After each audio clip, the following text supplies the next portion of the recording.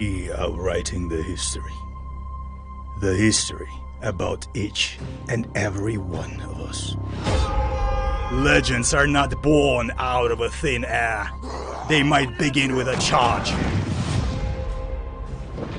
with the losing of a single arrow, or with us bravely standing our ground.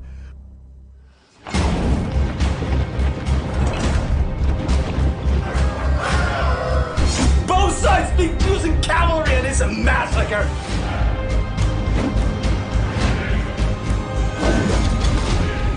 Come on! What's gonna be there?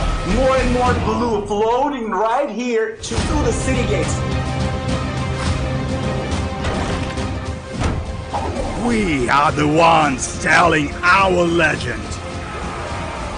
And this is our moment.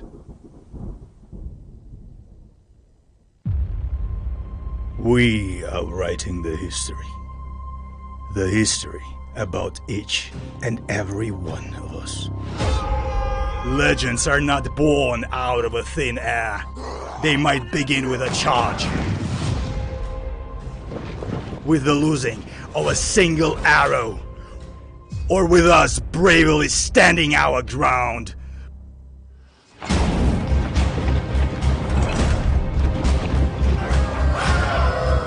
Both sides think using cavalry and it's a massacre.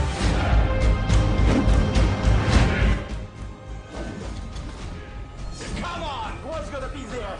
More and more blue floating right here through the city gates. We are the ones telling our legend. And this is our moment.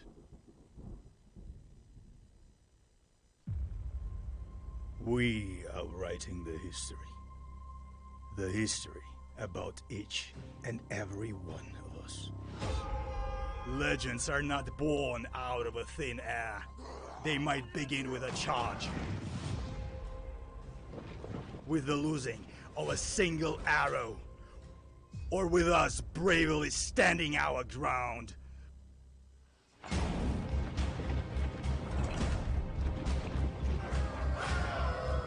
Both sides speak using cavalry and it's a massacre.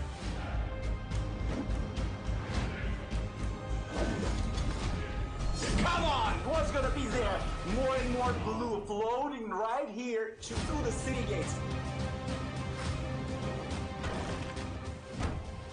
We are the ones telling our legend. And this is our moment.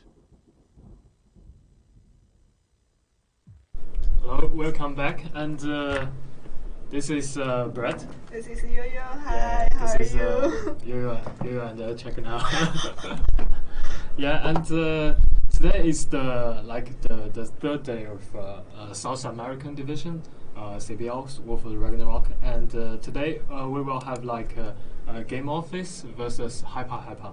And Hyper was the champion for last season's South American Division. Yeah, this is their first show in this season tournament. Yeah, this is kind of their debut in this tournament. And we are really looking forward to seeing their great performance here. And last season's their story is kind of special because they lose the game before and the job down to the lower bracket, and then they fought back to the winners bracket and to the grand finals and became the champion. Yeah, so let's just see if they can continue this victory in this tournament, or they will still keep the same pace as their last match, go down to the lower bracket and then back to the tournament again. Yeah, I know. Because we were really inspired by that kind of story, but actually for me, I don't want to see them drop down again this time. I hope they all go strong. And also for the Game Office, this is it's also the first game of Game Office, and the first game is face against the last time's champion, and it will be a great pressure on their shoulder. So let's see how they will perform. And today, the Hyper they just banned the map Helon Fjord, and Game Office banned the map Continopolis. And can you tell the audience what the map they just picked? Of course. So the first match, Hyper will attack on Harvard City. This most popular map among Conquer League. And on the second match, Game Office choose Valley Fortress. Yeah, and from the map choosing, I think I noticed that the SA players are kind of really different from Asia players. Yeah, because the Valley Fortress, this map is very unpopular in Asia division. But I think after watching 2 days of South American Division's game, and I noticed that many teams will pick Valley Fortress as their attacking map. So this is kind of the diversity in Conqueror's Blade. Sorry, Conqueror's Blade. Sorry. Don't say a name with your Conqueror's Blade. Yeah. It's kind of awkward. We're kind of be excited and be looking forward to the next performance of Hyper and Game Office. Yeah, and the Harbour City, this map is kind of the most popular map in last season's, the past season's CBL, and and we were all so familiar with this map, and especially for the map that you are pretty familiar with, you need to bring something new to to the game, and then you can have chance to win. Because if you playing as an attacking side in a very famous and people got really familiar map, you need to like prepare something new. Because the defenders will know every move from you, and because they also very familiar with this map.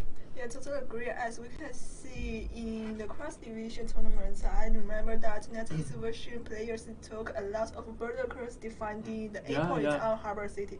That is very exciting and surprised us a lot, to be honest. Yeah, you know, the cross-divisions game that's kind of feasted my eyes. Like the berserkers, I never thought that we can have this kind of strategy. That is pretty special. And now let's jump into the map introduction. And this is Valley Fortress. So the game. Well, I think it should be Harbor City. Maybe Jessica made a small mistake on the map introduction. Yeah. It's a little bit mistake. The map introduction should be Harbor City, not Valley Fortress. Valley Fortress is the map for second game. But also thanks Jessica for. Now we'll change the map to introduction. Harbor City again. Yeah, it's kind of too early in China, so people seems like not just a weekend. Anyway, we should be excited. Brad, are you ready? Yeah, I'm ready. Excited! So, let's say the team composition here. The Hyper. Let's say they like bring 1, 2, 3, 4, 5.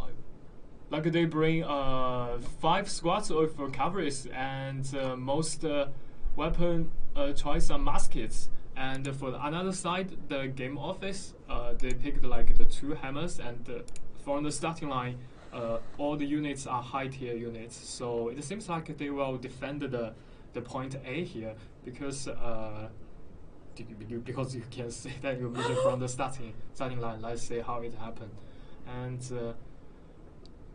for the Hyper, they choose some cavalry units as the starting line, and it seems like they will absolutely. I think they will take a good use of the tricky door here, because the cavalries, most team will try to use the cavalry at this map and to bridge into the city to claim the supply point near to A first. Yeah, and we can see the 4 or 5 heroes are now rushing to that tricky door. I think they are the hero who leading their coverage to the tricky door and then heading to the first point. But we can also see the red team has already noticed that they also put some heroes behind the tricky door to stop their attack. Yeah, I think this must be the Hyper strategy. We can notice from the minimap that 3 or 4 players are already in front of the tricky door, and it seems like they are trying to breach in through here. Yeah, in the meantime, they are pushing the COT tower forward to get assistance to the city wall. It's very important and crucial to let the COT tower approach to the city wall. If not, it's very hard for them to get access to the point A. Yeah, in this map, the point A actually is very important. Maybe some team will just abandon point A, but it has a precondition. Is that you need to use your chamber shed or artilleries to destroy all the artilleries around the point A and make sure your city tower will successfully approach to the city walls. And that will enable your opponents to retreat from the point A and give you the point A as like a free gift. Yeah, but normally defenders will spend a little time on defending it to reduce the time for attacking side. If not, it will be a long time for them to defend the final base. Yeah. But we can see the follow my way from Hyper is setting up mortal here. I think with mortal they can easily speculate what it is in the internal city. And now they are preparing a lot in front of this tricky door. It's a little regular start, to be honest. Yeah, and Hyper is still trying to find a chance to get inside of the city through this tricky door, and they now are sticking to their plan. And I believe that they plan to take over the supply point first, and then set up some artilleries down the city walls to help their teammates surrounding the enemies here. Here at because there's nobody from Hap team focusing on the middle. They are all in the left side or at the right side. Yeah, and one siege tower has successfully approached to the city walls, but it seems like all Hap players are still waiting here, and they just think that maybe they just think the one siege tower is still not enough to help them get inside of the city walls. Yeah, they still preparing in front of Chiquido and at the foot of the siege tower. Maybe they are waiting for the best moment to get access to the point A and then send this point a very furious attack. Yeah. Only And we can here now see the battering ram is ready and pushing forward to attack the main gate here. And that is also that is a very good strategy here. And I think for now, all moves by Hap are pretty good because they know their plans and they are sticking to their plans. And for game office, they know it's like they have successfully predicted Hap strategy and they have already assigned a player to defend the tricky door here, and also they assigned like tight defense around the point A, and they tried their best to destroy all siege towers here and waste a lot of time of Hap.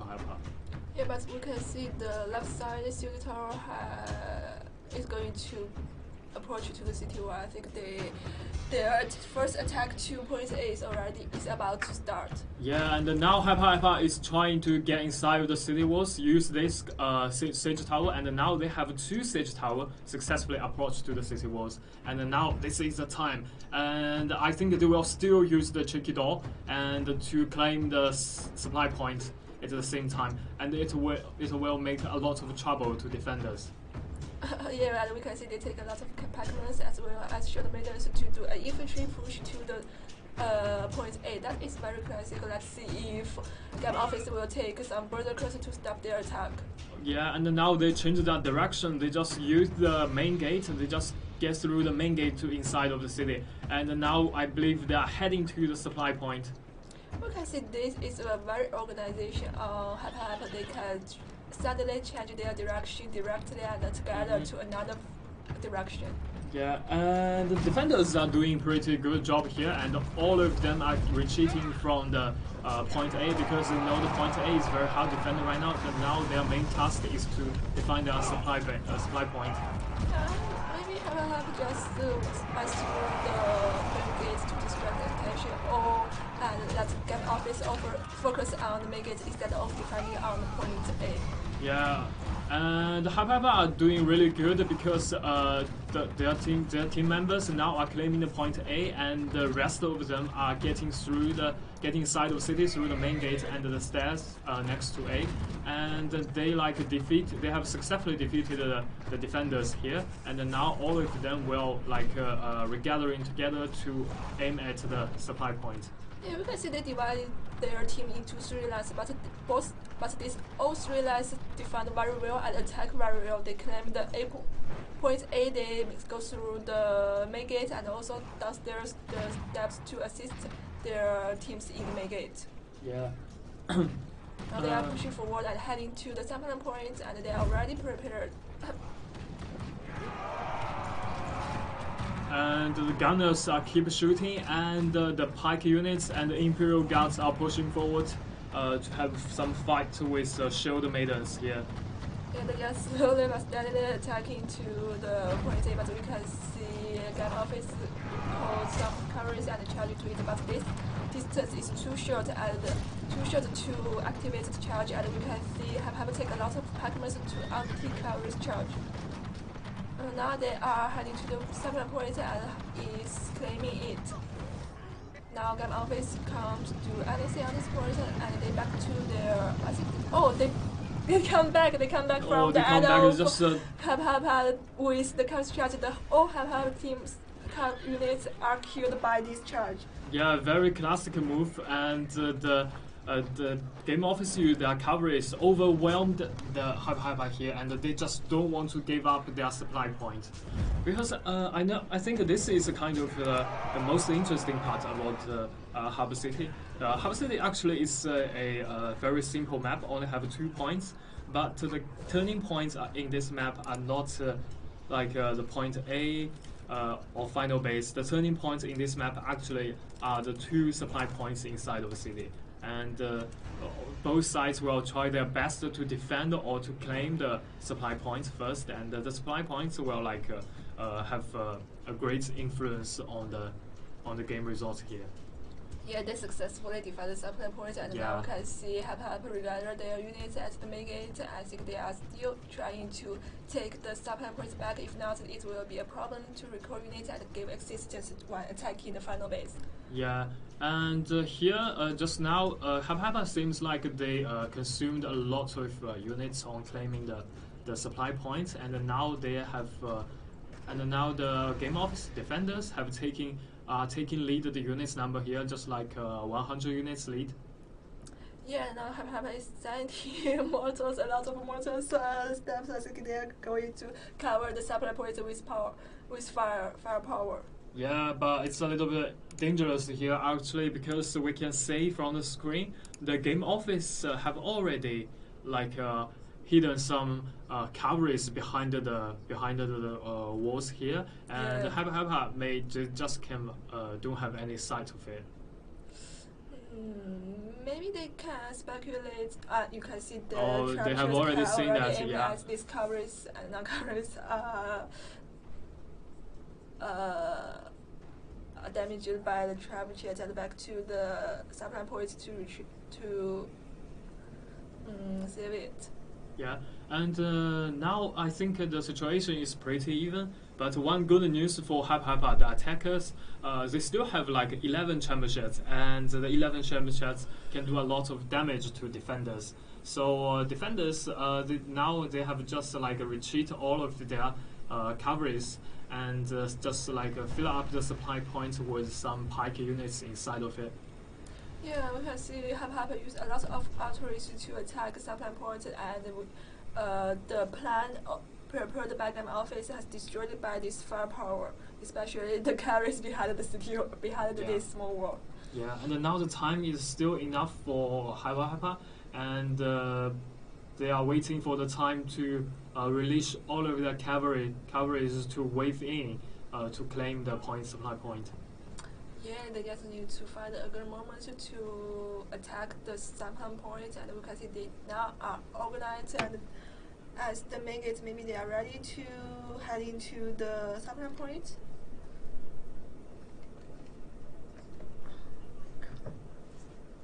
Hyper now is still using their mortars. Oh, here comes the wave of attack, and Hyper now finding a good time to wave inside the city. And with Nafa guards and wind hussars, they just want to charge down all the defenders here. And they changed their strategy here, not just aim for the supply point next to A, but directly to the supply point next another supply point inside the city, because it has 2 supply points inside of the city. But for attackers, they must to take down one of them. At the same time, the rest of the team members of Hyper, they just are heading for the supply points next to A. They still want to claim this supply point first, but all defenders are coming back here. Oh, just one dual blades guy from the attackers.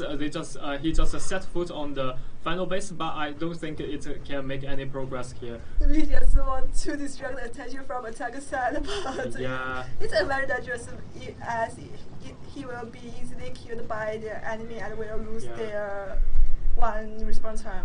Yeah, but he moves swiftly. Yeah, just successfully escape from the crowd of enemies. And now the rest of their team members, attackers, are now just like a wave to float in to the final base here. And it seems like not so many defenders now are around the final base. It's kind of a risky situation for defenders. Defenders must retreat to their final base to defend their point. Yeah, I think they just change their units as their supply points and prepare to head to the final base. the battle around the final base is about to start. And as usual, set up some arteries around the final base to give us firepower to this base, and we can see their first attack to the final base is already start. Yeah. And Hyper now still have like 9 chamber sheds, and now they are using their chamber sheds to help them take over the final base here and do a lot of damage to the defenders. Defenders have nowhere to hide, and they must take the damage from the chamber shed because they have to defend their final base here.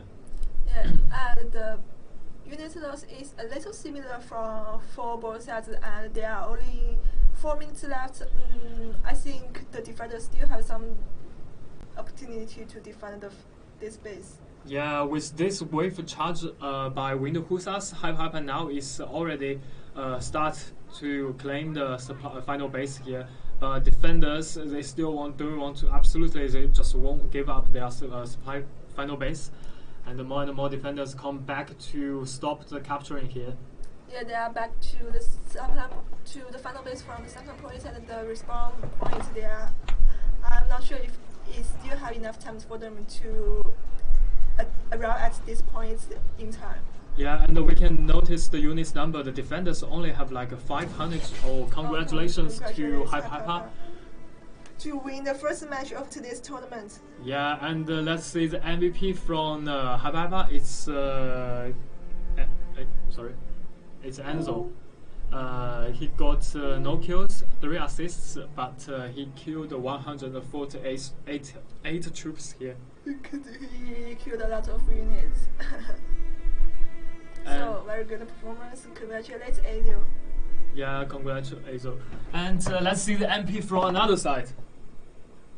Easy cat, could you switch your side? Let's see the MP from Game Office. Yeah. The MVP of Game Office is School by Day. Anyway, he got 2 kills, 2 deaths, and 6 assists. Also killed 86 troops. Also good results. Congratulations.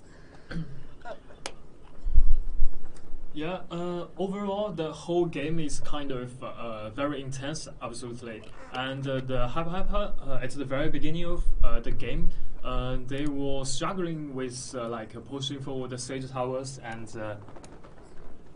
Yeah, they did a lot around the tricky door, but finally they don't do anything through this tricky door. Maybe they just set up some mortals around the tricky door to see what happened in the Eternal City, and then they went through the main gate and got to the A point with the left side to the left with the right side siege tower, and they divide their team to 3 lines to distract the attention from enemy team, and they finally successfully to take the point A. Yeah. And in this game, I think they prepared really well because from all, if you have watched all the game, you can know that they feels like they were always sticking to their plans, and they know what they should where they should get started at this game, and all of the team members just the very first they just like gathered in front of the tricky door here, and at the same time they were pushing forward the siege towers. And I think the key point for them to win this match is that they at the later part of the game they still have like 11 chamber sheds, and with this chamber shed they did a lot of damage to their opponents, and especially on the final base. And they also have like some really good strategy. They use the supply point to distract the attention from attackers on final base or on another supply point, and they took the good chance to like sneaky into the final base and try to take the final base, and that is a very good move. Even though they didn't make it, but still good. Yeah, that's because some sneaky attack is very important during the match. You need to distract attention and help your teammates to claim some points successfully. So now, so congratulations have happened to win the first match, and now let's see what they will do and what strategy they are going to take in the second match, which will be held on Valley Fortress. Yeah, Valley Fortress. Yeah, this map just before that game, we said it's kind of a very specific distinction between SA players and AP players. Yeah, because AP players just feel like they really hate this map, and but for SA players, they pretty like this map, and I think that is very good to say because different regions players have different styles, and that is also what we want because it's also our opportunity to see these new strategies on Valley Fortress that help us to learn from their plan. Maybe we can apply it to the normal studio battle in the live versions. So it's a very good opportunity for us, and it's also our pleasure to come to this match. Yeah, and the Valley Fortress, this map actually for attackers, if they want to successfully take over the whole map, they need to have a really good cooperation, really good cooperation because it's not like Harbor City. Harbor City is for attackers, they just their goals are pretty clear because they only have 2 points need to claim. But in this map, the Valley Fortress, they have 4 points need to claim: A, B, C, and the final base. And especially for the C, the defender have naturally takes a great advantage here because the next to C is a supply point, and defenders can really have a really quick backup here. But for attackers, they need to really need to figure out how to attack this point. Yeah, so teamwork is the most crucial point on this map. But we think we should be confident on Hapa as they are all the team with their old members and also the last championship. They must have a very good organization, which is also shown to us on the previous match. Yeah. So, but I'm also seeing Game Office will do a wonderful attack to the to all points on Valley Fortress. So that's we'll see what we'll do. Yeah, I on know. Both sides. Yeah, and the Game Office have already lost the first game here, and I know they have they already have some pressure on their shoulders, but I think that is not a bad thing because if you want to be the best, you gotta be the best. And with that great pressure, it maybe kind of can inspire you to be the best of the best and beat the last time's champion. And that is not a bad thing. And I hope a Game Office can calm down and get themselves together and to perform a really good game here and to win for this map and go for Game 3. Yeah, and we can see the battle between both teams is about to begin, and let's see. It's finally the time to see what they are going to do in Valley Fortress. As you see, Valley Fortress is very uncommon in Asian Pacific, so it's also a challenge for us to to know what they are going in this map. Yeah, let's say the Valley Fortress, the map introduction here, which just spoiled before. Yeah, and now this time is correct. And Valley Fortress, Jessica likes Valley Fortress, they just want to pose it twice. Yeah, so. So let's see what will happen. And Valley Fortress is beautiful. Sightseeing. Yeah, this is the final base. You can see the final base is kind of in a castle, right? And let's see, this time the Game Office, there will be the attacking side, and Hapa there will be the defender side. So let's say the team composition here. For Game Office, they have brought many squads of cavalries, and also with several squads of berserkers, and most of them are pike units and the shield units. And for another side, Hyper, they brought so many squads of cavalries here, and their pike units, half of them are low tier units. What do you think of it? You think what they're gonna do? To be honest, not very clear on their strategy. So just wait 1 minute, and the situation will be much more clear. I think they, let's say from the starting line, okay, the Hyperbar just did not bring many, just did not bring any of cavalries here. So it seems like they just won't open the door to do some horse rush to attack the attackers. Yeah. Yeah, but they take a lot of high tier units. Like it seems like they want to defend A. Yeah. Yeah, it's very crucial to defend. To take some infantry, high tier infantry units if they are going to defend the point A. Yeah. Now the game is on. Let's say from the minimap, the attackers now are just moving forward, and I think the very first thing for them is just to push for the siege tower. That's a very simple, clear job. Yeah. To be patient at the beginning of each match and just push that your siege tower approach to the city wall.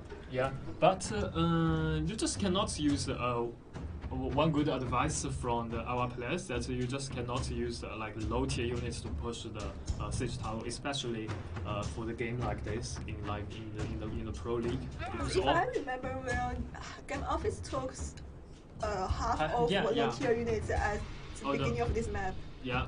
And I think that is maybe that is not a very good choice because low tier units can be easily killed, and your siege tower cannot be successfully approached. Yeah, low tier units may be the last hope on the final phase. Yeah, just like an old famous saying goes, the the high tier units cannot accompany you for all the time, but the low tier units will be on your side forever. Oh my god, Brad, please stop saying such words. It's a little weird to hear the feeling. Oh, you want to be a point. Yeah.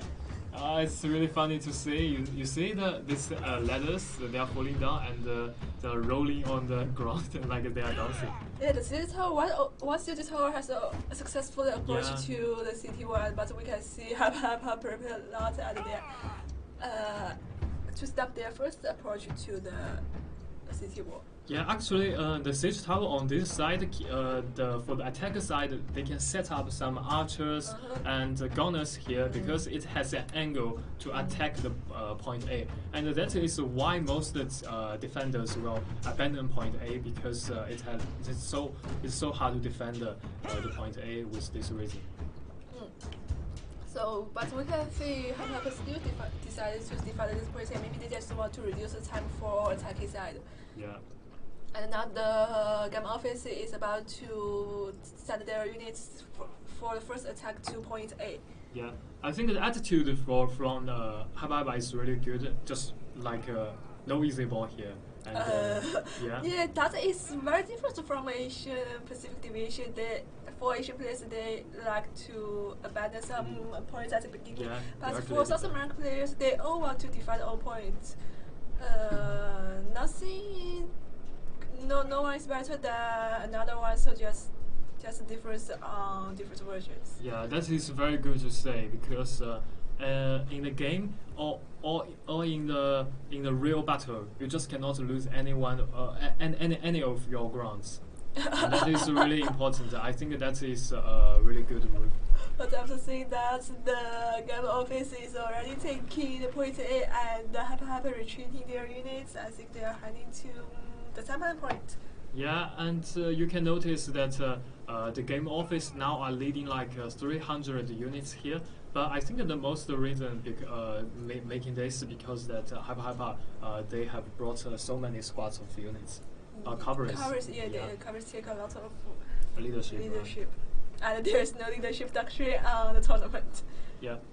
And now the attackers have already successfully claimed the point A, and now they are trying to go down the stairs to claim the supply point here, but got blocked by the defenders. Yeah, but as they are dominating on the city wall on the high ground, they can easily setting up some arteries to cover the supply points with firepower. Yeah. So, but now they are heading to another side, another direction. So they are going to the point B or still heading to the supply point. Yeah. The whole city is still like a cage, and the attackers try to open the door of this cage and let all of them get in and to claim all the points here. Yeah. But their attack, unfortunately, the attack stopped by Hapa. Yeah. But it seems that Hapa is surrounded by. Okay, I mean, Game Office is surrounded by Hapa. Yeah. You know, the attacker side, their attack is just like very tough, and they just like pushing forward directly and made a lot of trouble to defenders. But we can see they has already claimed the second point successfully, and Hapa team is back into the point C as usual. I think they are going to focus much on the defense of point C instead of defending B point. Yeah, and Hapa really need to pay close attention to their units number because they have brought so many squads of cavalry here, and the pike units or spear units they have is really not that enough. So they really need to cherish every one of them. So I think abandon B. The strategy for now is a really good strategy because they need to all in for defending the point C here. They don't have too many units as Game Office does. Yeah. So they focused on. So I think they are going to take some horse ration on the point C. It definitely will happen. Yeah. And now after claiming the point B, the time will be extended to like 9 minutes for attackers. They will have a lot of time to attack C and the final base. Yeah, so just to see what Hapa will do on this point C, I think they prepare a lot of cavalries around the sample point and they can easily send their cavalry charge to point C. But we also need to be careful about the Megate as it's still a long distance for cavalries to get access to assist the Megate. Yeah, the Game Office they played really patient and they know they have a lot of time to do the attack. So now they are just setting some artillery, some mortars outside of the point C and keep using the artillery to make some damage to the enemies and also their chambershed. And that will be a very great pressure for Hapa because they have to hold this ground tightly and they just cannot always dodging from this attack. Yeah, they are setting up a lot of artillery and heading to attacking the sampling points as well as point C. I think with this artillery they can easily know what Hapa take in theory around these 2 points. Yeah. And we can notice one hammer guy from the attacker side that he just like sneaking into the city and take a look at the situation around the point C. And now he knows and he will tell his teammates, let's find a time to get in. Yeah, and we can see another short sword. We can see 2 and 3 heroes from Game Office is just slightly entering the internal side to see what happened and say hello to Hapa. What are you doing now? We are going to start. Yeah, actually for both sides they now didn't like gather all of their units here, and they are still like test each other and try to find the time to defend or to attack. Yeah, both sides are very patient, but for Hapa they just need to wait for the attack from Game Office and to see if they can successfully stop them. Yeah. And now we can see Game Office is about to do their first attack from this main gate, and they are pushing for their infantry forward and with Shadow Maiden to. Is there any Shadow Maiden? Okay, no. Just only some Pac-Mans and cavalries. Oh, look at this charge, and the Winged Hussars and the Yeomen. They are just charging down all the defenders here and just directly to the supply point next to the final base. Yeah, so you can see the cavalry, the Winged Hussars also appeared from the main gate but easily destroyed by Game Office. Yeah, for Hapa, that wave of a charge was really not good because the distance is too short and the Winged Hussars just cannot do that high damage to the enemies. Are they going for Hapa? Are they going to defend? I think they just ignore supply points or they just give up these supply points. it's a little uncommon on the tournament. Yeah, and it's very rare to see that for now, before claiming point C, all attackers just head to the final base inside already. And now for the Hyperbar, it's like a really tricky situation for them.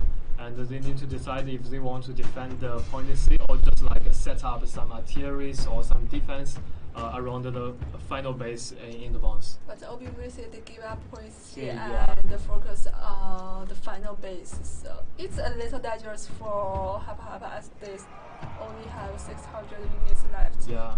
There are still 8 minutes left for the attacking side to do something on the final base.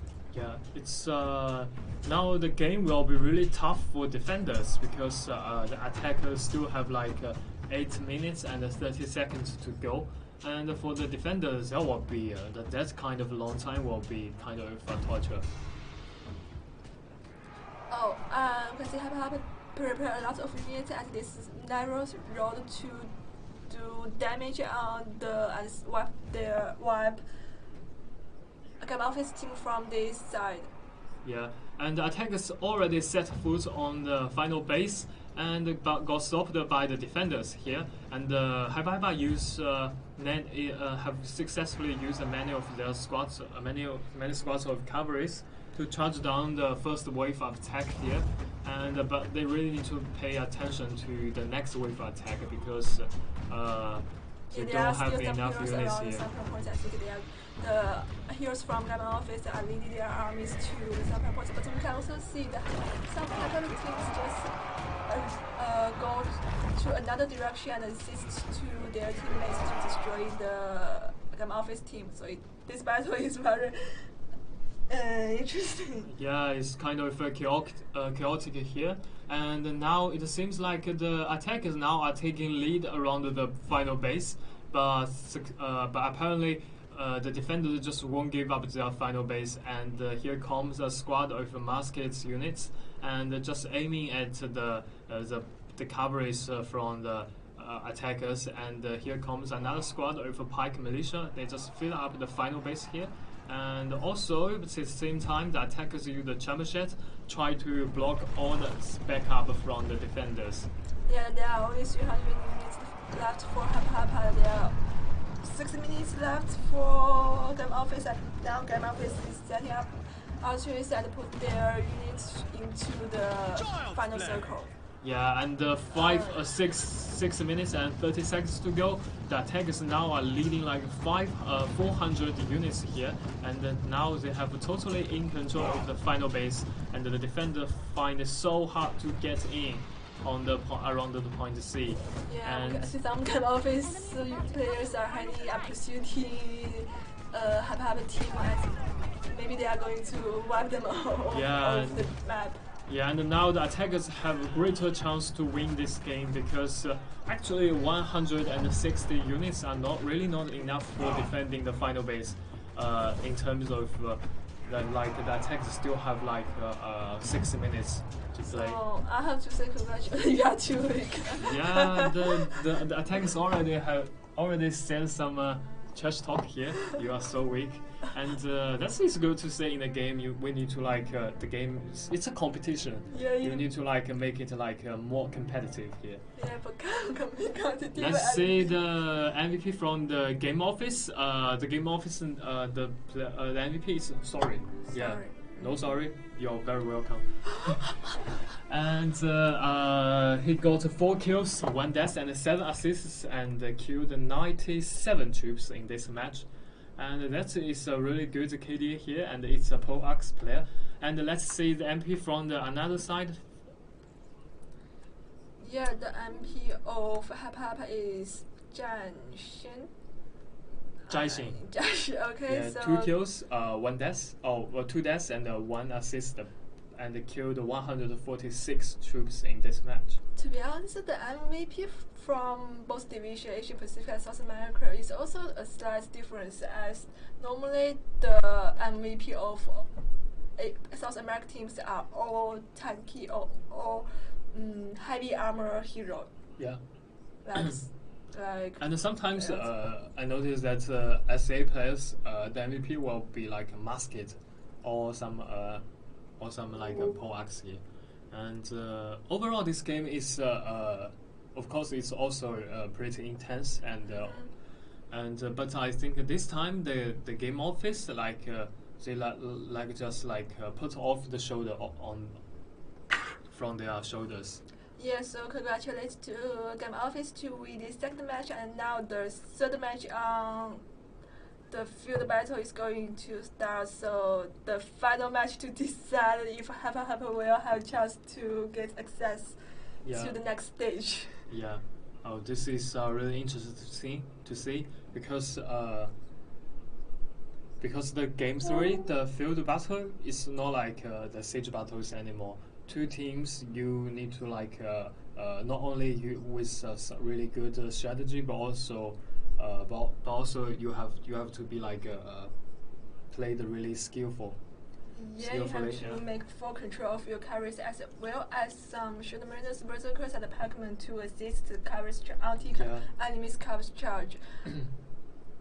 What do you think if one of them just bring the full two squads of each of them bring 2 squads of Berserkers? Do you think it will make the game be more crazy? I think so, as the middle point B is a very important point. So some Berserkers maybe, and Berserkers is, although Berserkers still only have 8 numbers, but it's very hard to be slashed in a very short time. So Berserkers can do a lot of quick damage to their enemies and make some. I mean, it can take some advantage for the team who take it. Yeah. And I still remember at the top 4 stage of Asia division, the Crusaders use 30 squads of cavalries, and all cavalries in the field battle, and made a lot of trouble to Wildfire. And make them feel really uncomfortable. And they just at the beginning of the game, Crusader they just did not directly head to the point B. They headed for A and C, and they use their cavalries to charge down all the supply points and kill all of the heroes of Wildfire. Made them just cannot respawn again, and they just easily claim the point B and win the whole game. And that is also a very good strategy. And I think Hyperbat is also a team that very good at using cavalries. Yeah, and from the previous game, we also say the game office they're also using cavalries. So let's say if in the game 3 in the field battle, if they will use many squads of cavalries to with some brand new strategy. And the Crusaders and the Wildfire and the Horse, they brought us many new strategies in this time's tournament. And let's say what the SA players will invent in this tournament. I'm not sure if did you remember the first day of South American Division on the field battle. I remember that these 2 teams take a lot of arguments on field battle. It's a very different strategy from what we saw in the previous match. So so I'm still curious about these 2 teams, if they will copy it or take carries back to the field battle again. Yeah, to be honest, compared to the all squads of cavalries, I would prefer all squads of pike units or milice here in Chelsea. Are you sure? Because you can see there's so many people in the screen at the same time. You find I can always find some enjoyment in it because it's like a real battle, like a real battlefield, a real battleground, and maybe the game will be more intense than the cavalry game. Yes, the grassland is very massive and huge. You must take some carries on it to give quick attack to each point. Yeah, because this map is kind of the 3 points are pretty far from each other, so you have to take it. To be honest, you have to take at least 15 squads or not 15, 10 squads of cavalries, because that can make sure you can move really fast and from the A to B or to C, because they are pretty far from each other. The map is vast and grand, so you just cannot use the melees all the time because they move not as fast as the cover is. But it's also important to take some Pac-Man on the field battle. If not, you will be in trouble when attacking and defending on the point B. Yeah. So let's see what Hyper and the game office is going to do on this map. So I'm very curious about it, as it's the first field battle on this tournament. Yeah. Do you play a lot of games on field battle? Yes, not really, as field battle requires a lot of carries usage skills, and you must have a good control on carries. It requires a lot. But I love to play field battle. It will give you some freedom, like just set your carries here and there. Yeah, because I love the battle being more chaotic in the game. Like the siege battle, sometimes I feel like I can do nothing. Yeah. You can do nothing? I can do Why? nothing because I played so bad. You must but it's also a good time for you to learn from these great teams, also from Asia Pacific as well as from South America. Yeah. And for the CBL, I can always learn some great strategy and great skills from the both teams, and that is a very good. That is why we always like asking players to watch the CBL, because that is a really good tutorial for all new players in our game, and that is a pretty good way to learn the strategy or the skills. That is just watch it. Yeah. So are you applying these strategies to your normal COD battle as you learn it from the tournament? But you must need to use it during the normal COD battle. If not, you will forget it. Yeah, I tried to be the leader of my team, but leader of your team, you have a team, so. But no one give a care. All right. Okay, no worries. So yeah, let's see the map introduction of Grassland. It's so green. Yeah, it's so green. And also, this character is typed in Chinese. It means brave and courage. So, and I think that is all this map all about. Yeah, you need to have a quick and clear strategy on this map, which direction your carries need to go. Yeah, and let's say the team composition here first. The game office, they just like we predicted that they have brought at least 25 squads of cavalries, and for Hyper, they did so. They do so. Yeah, most teams take a lot of carries, so that should be a carries rushing on this map. Yeah. Especially on the B point, we can see the Hyper team take 3 squads of shield maidens, and from game office they just take some Pac-Mans. Yeah. And for the artillery chosen, or you can say on the left side, the game office, they brought all of the grip shots. And for Hyper, they brought many for grip shots and also many ballistas in this game. And you know why they brought so many grip shots? I think I can tell you why. Okay, please tell me why. Yeah, because the point B is a very narrow area. The grip shot can do a lot of help there. It can restrict the enemy's movement and can narrow down the area there. And I can see that the spear class dominating the Hyper, but they take a lot of this hero on this map.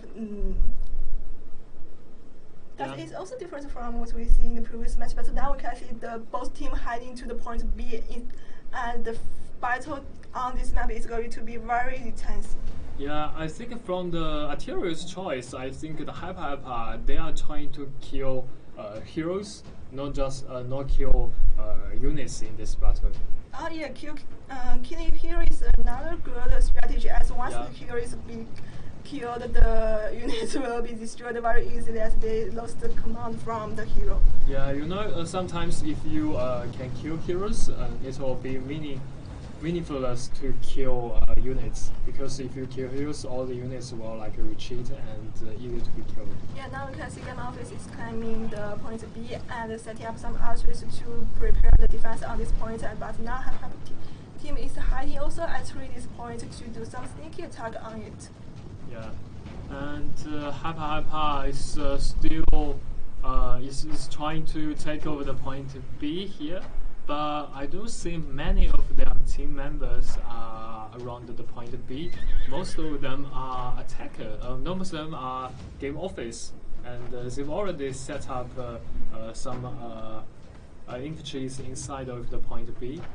And we can see the hero is killed on both teams one by one. So I think on both sides they still decided to kill the heroes instead of destroy the units on this map. But now it's obvious that Game Office is dominating on the point B, and they are now decided to hide to another point.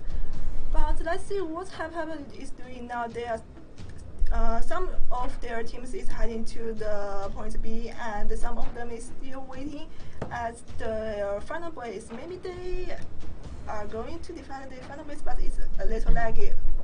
Yeah. But as the server is located in South America, and we are cast from the Asia Pacific, so it must have some laggy. I think it's reasonable and thanks for your understanding on it.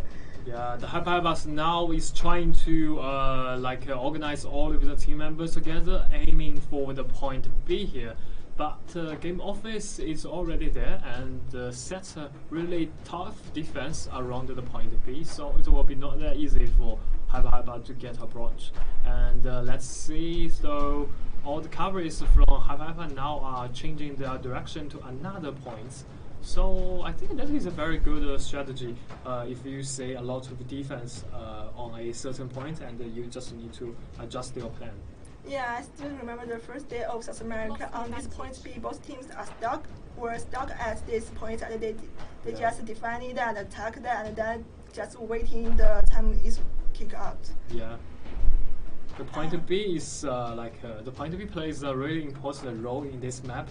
All the story about point B is blood and tears.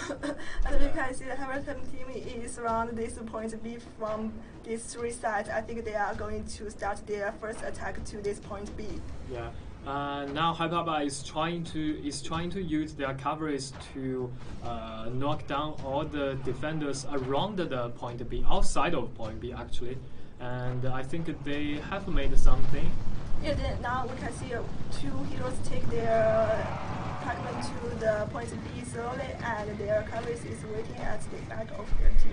Yeah, but we can see Game Office now is leading 300 units in this game, and that is a really bad news for Hyper.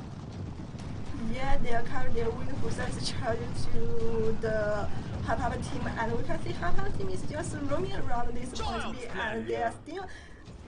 I think they are still waiting, but it's not good for them as they should make full use of every minute to attack this point B, or not, they should find another direction.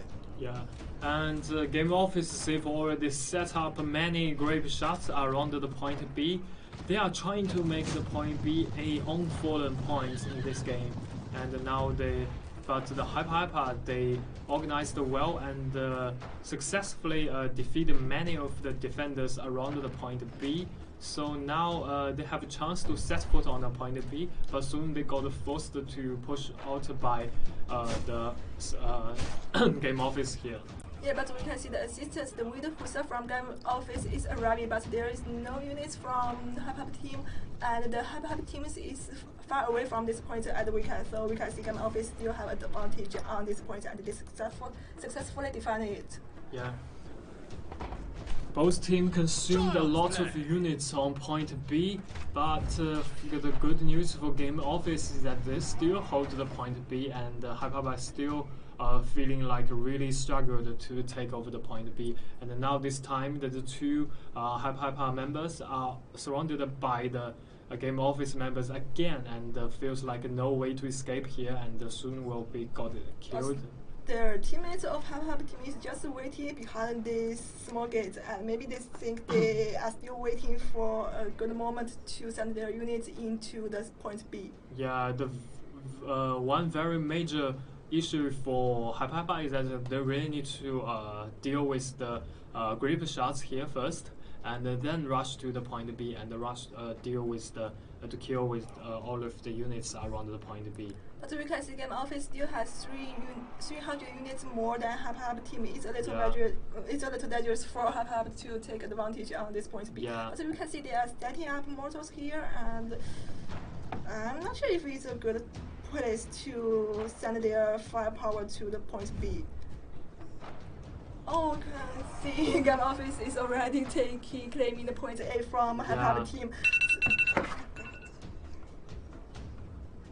And now the Hyper is heading to the point A, and all the Game Office members around the point A, they just want to nail down all of the coverage here and try to make another great strike to Hyper. But to be honest, I think Game Office is just like to, distract attention from Hyper team. And you see, they just Hyper send their teammates to claim from the point A, but the battle on point B still continue. Yeah, and Hyper must take the step very carefully. This is kind of the last wave of their attack, because if they lose many squads again, and it will have lesser chance than Game Office to win this game.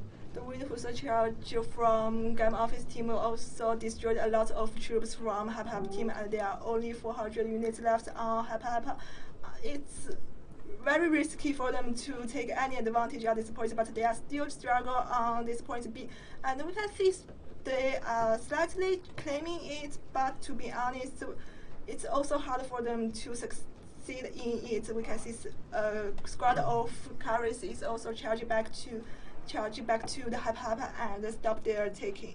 Yeah, very good to say. Hyper now is taking lead around the point B, but wait a second. Now here comes another squad of Wind Hussars. They just charge down the Hyper, all of the units there, and now the Game Office taking back the right around the point B again, and Hyper here come their backup. They just like want to rush down all of them here and taking the point B as soon as possible.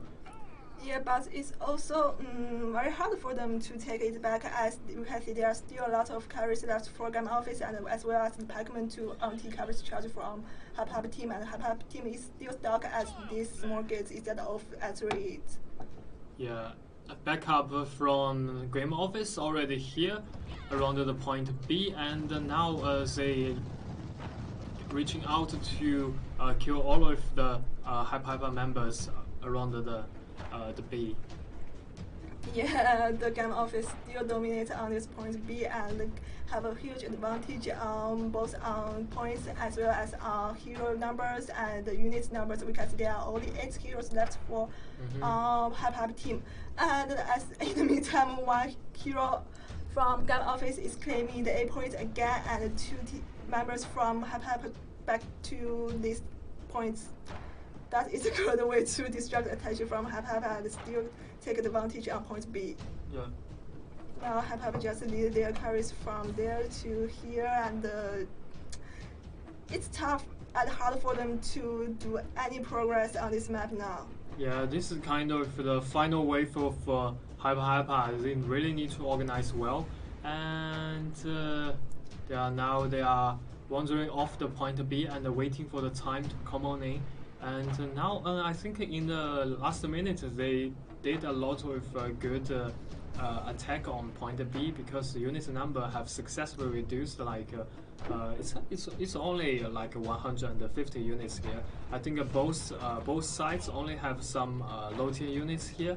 So this is kind of a battle between Pike militias and also some low star units. Yeah, the final battle on the point B will be the battle between infantry instead of coverage charge. Just like what I just said. Yeah. So take some infantry is also very crucial when defending and attacking the point B at the end of the match. Yeah, and both teams have only left several squads of Wind Hussars. So really need to take a very good use of these coverage. Yeah, but unfortunately there are only 6 heroes left for Hyper team, and now they are pursued by Game Office. I think Game Office. Yeah. And for now, Hyper seems like they has no ability to stop this right now. and all their heroes have already died over 3 times. So this is really not a good news for them. And the time only like 50 seconds left. The game office still taking lead around the point B. So this seems like we barely can say congratulations to game office. Yeah, pretty good defense on this point B, and congratulations in advance. And we can see they are just slashing all of team members from Hype from off this map. Very good competition. Yeah, and now the game office players are waiting for the time to 0. Yeah, they just need to wait. They don't decide to claim some prize. Okay, they just need to wait slowly and wait for their final victory on this first round of today's tournament. Yeah, let's congratulations to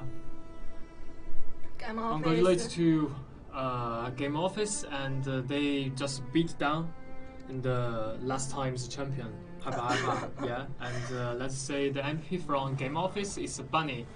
He got 4 kills, 2 deaths, 4 assists, and 70 troops kill in this match.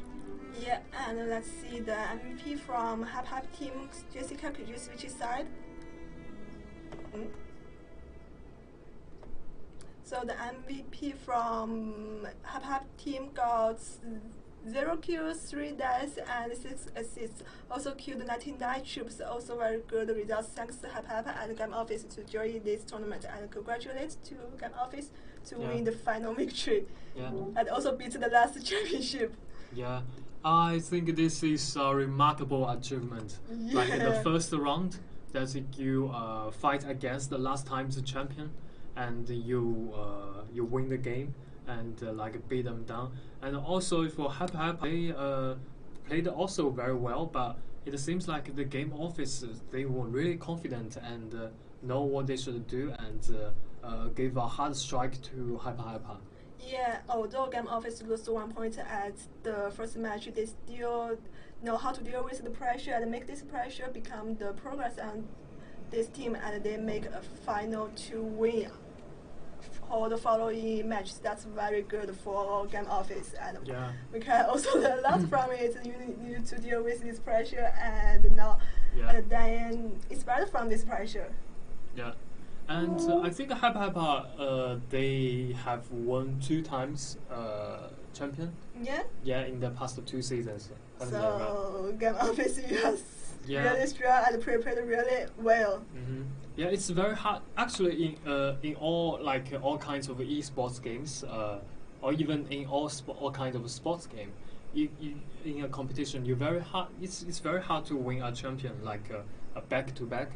And but Hype they just did it before, and then now this time they came here for getting the triple crown and to win 3 champions in a row. And that is really a not easy thing to do, but they have done like a remarkable achievement, like when they have already won a champion, back-to-back champion, and that is a really good very, very remarkable and impressive achievement. Yeah. And now this time, I hope Hype they can like upgrade themselves and be better and better, because all the teams like the Hype is like in the past they like a unkillable demon king in SA division, and they have like kept giving great pressure on rest of teams, and the rest of team they have like they've already grown up and learned a lot of things from them, and now they have already became a better team here. And Hype I hope they can come back in next season and win another champion for them. Yeah, I think championship is a very good symbol for both teams. They will have a goal to upgrade themselves and then defeat this team. So congratulations to Game Office. They did it, and they did it very well. And also it's a pity for Hype that they just won their first match and lose their following pace on this season tournament. So still looking forward to your back to the next tournament. Yeah. So the next round is between AAA and RGD, yeah. RGD. So the first match will be held on. Will be held. Let's take a look. Let's take a look at the map actually, ban pick. Actually, before that, okay. Let's just see the ban pick. Ban pick, yeah. I just want to like present this kit to Hyper. They will get this gift very soon. Yeah, I think that is a very comfortable thing for them.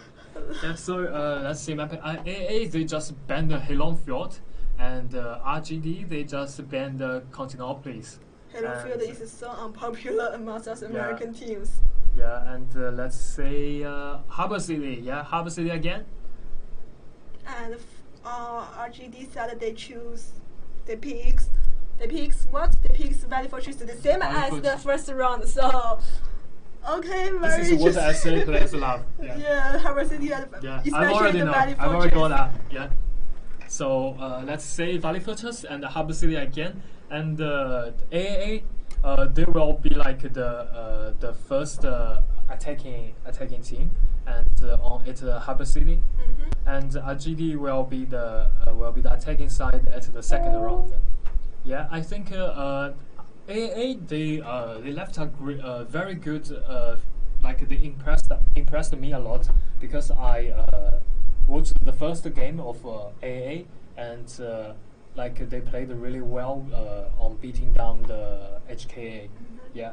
But RGD also did very well on for their previous match, so really looking forward to their performance at Harbor City. Will they do the same as the previous round of today's tournament, or they will take some new strategies different from what Hyper and Game Office did? Yeah.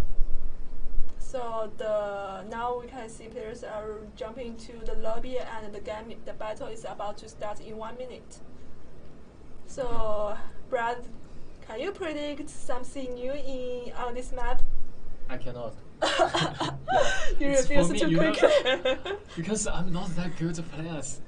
It's like sometimes it's be really shameful sitting here, like commentating these amazing guys playing our games. Yeah. Maybe we can have a chance to play with these best teams and they can show us something good new. Yeah, I think that is a very good idea. I can invite you to the community stream, like to play with these guys. I think that's a very good idea. Brilliant idea. So we will be in the same team.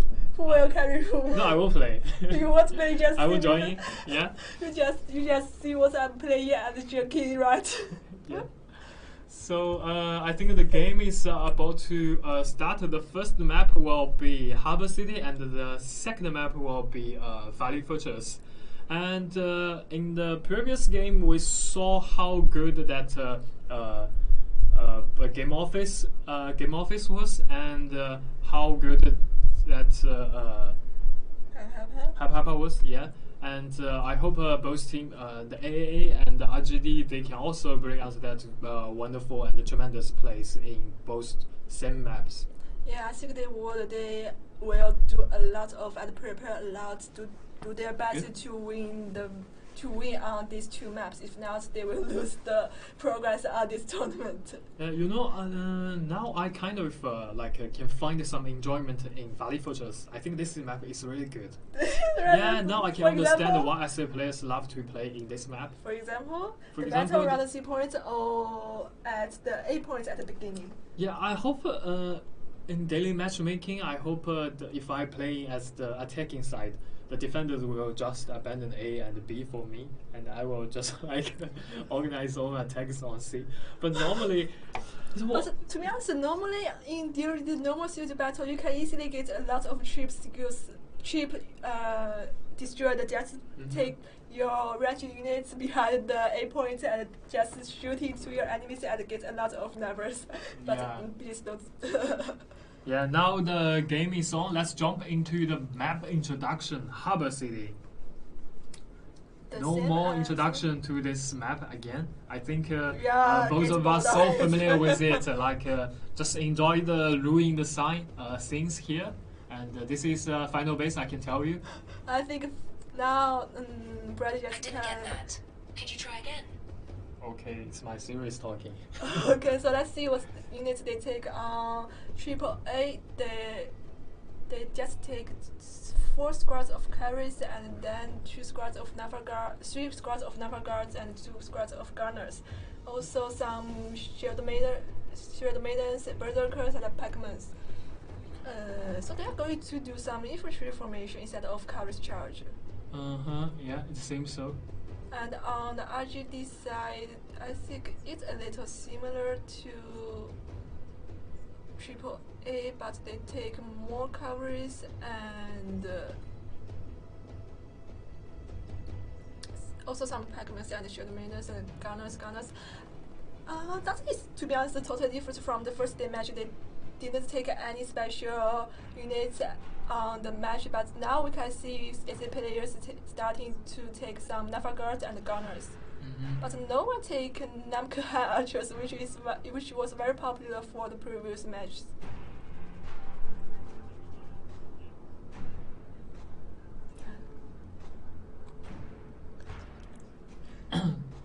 Now we can see on the RGD side they took a lot of muskets and short sword heroes. I see musket is very popular among all players. Yeah, and let's say the game is on. The AAA, they've already set up some squads to head to the siege towers, and let's say if they will use the tricky door here. Maybe they will, every attacking set will put 2 or 3 their members around the tricky door to see what's happening in the internal city and to see if they are going to decide to go through from this tricky door. But we can see, at the same as AAA, there are 4 members around the tricky door. And in the meantime, Switch Siege Tower is approaching to the city wall. Let's see if they can succeed in approaching it. Yeah, and AA, they've already used one chamber shed at the very, very beginning of the game with no hesitation, and that is really good. You need to make sure you eliminate all of artilleries and even some units around the city walls as soon as possible, and make sure your siege tower can approach to the city wall as soon as possible. Yeah, and we can see RGD use a lot of system arteries to attack the siege tower to stop the siege tower movement. So it's very important to destroy the system arteries as soon as possible. If not, it will be a problem for them to push the siege tower forward. Yeah, and I got some. Let's see. So what are you going to say? Don't hesitate to say. Yeah, I think the AA they'll just use the tricky door here, and but soon got found by RGD. RGD is already, there are so many defenders in front of the tricky door. It's rare to say so many players around the tricky door here actually. Yeah, I think they did a very good preparation behind this tricky door. I'm not sure if AAA is aware of it. If not, it will be a big problem for them to go through from this gate.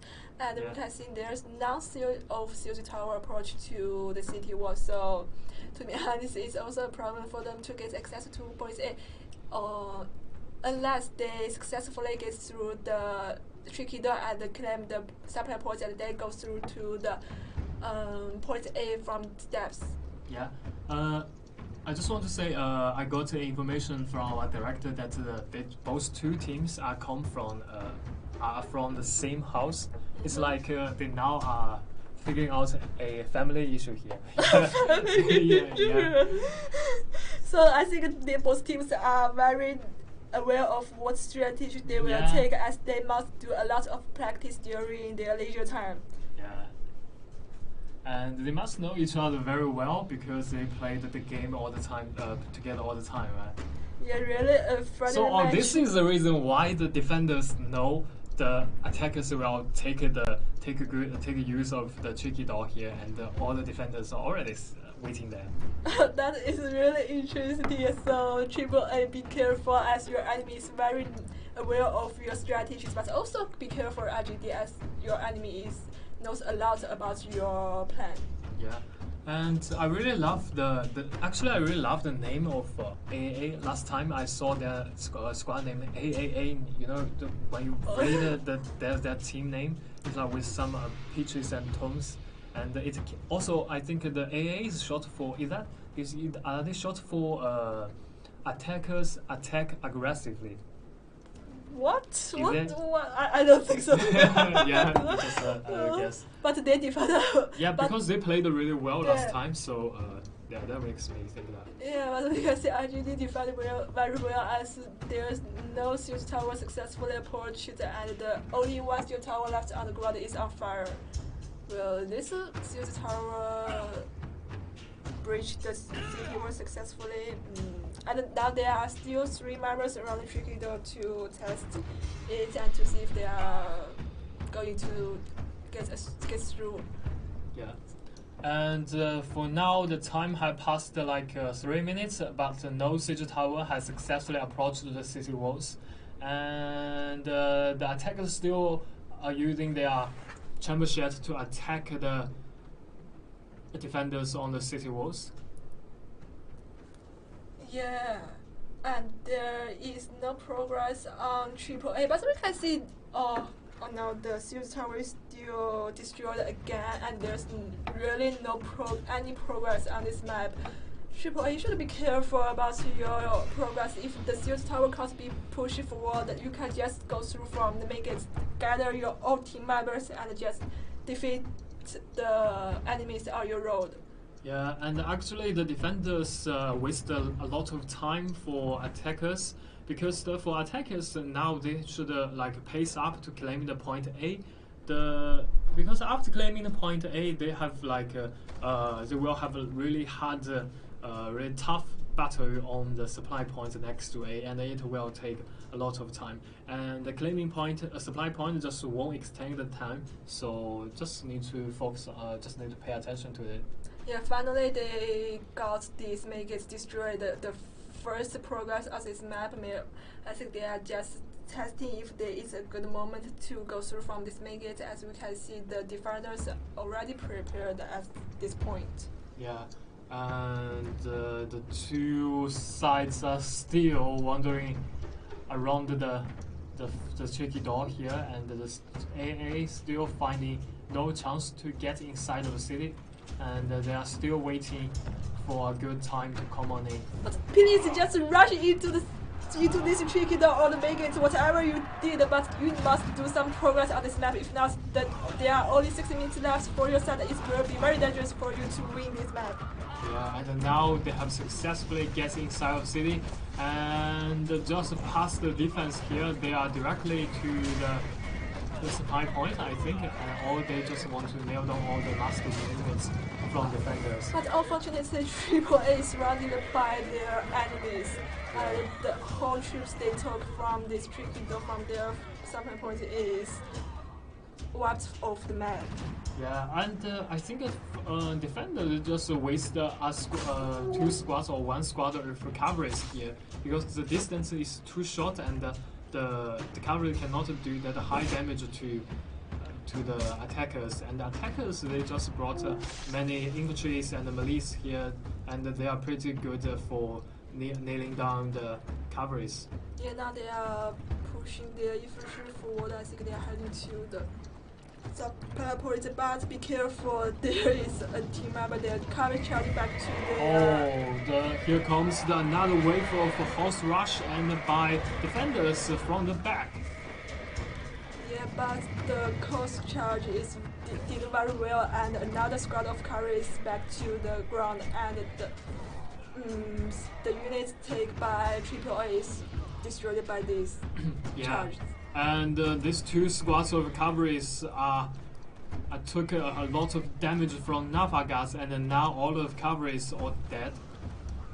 Yeah, it's hard but we can see AAA is still struggling to move and head to the second point or the point A, whatever. But whichever movement they decided to do, all stopped by their enemy RGD. Yeah, and the defender side lose a squad of berserkers for nothing. and I think that is a great loss for them. Because the berserkers actually they can do a lot of things, and not so many berserkers in a team, so they really need to carefully use them. Yeah, but we can see there are 4 members of AAA is still staying at the sampling point, their original sampling point. They did nothing on this map. Oh, only 4 minutes left, and they are still trying to push forward their siege towers, and set no foot on the point A, and the time is really not enough for them. I think they need to organize their all team members and gather their team members units and just rush through the make it to claim the sampling point and then push it to the point A. If not, the map is already added. Yeah. Now it seems like these 2 siege towers will all have already successfully connected to the city walls, and now the attackers, they know the time is really not enough, and all of them are waving to claim the point A here, and all the defenders have already retreated from the point A to the supply point, and the time still is not very good for attackers. Yeah, the defenders decided to give it up as a free gift. I'm a little surprised as there are only 3 minutes left. The defender team take a lot of advantage on defending point A. If I were RGD, I will focus on defending A. Yeah, and now the attackers are heading to the supply point and try to nail down all of the coverage from the defenders here. Oh, they really need to pace up because the time is really not good for them. Yeah, but after they take point A, that will be 5 minutes left for AAA to do the next steps to claim the sampling point and the final base. But we can see RGD team prepares a lot of forces on this point, so it also will be very tough for AAA to get the sampling point. But it seems that they just heading to another direction, or they want to take over another sampling point around the final base.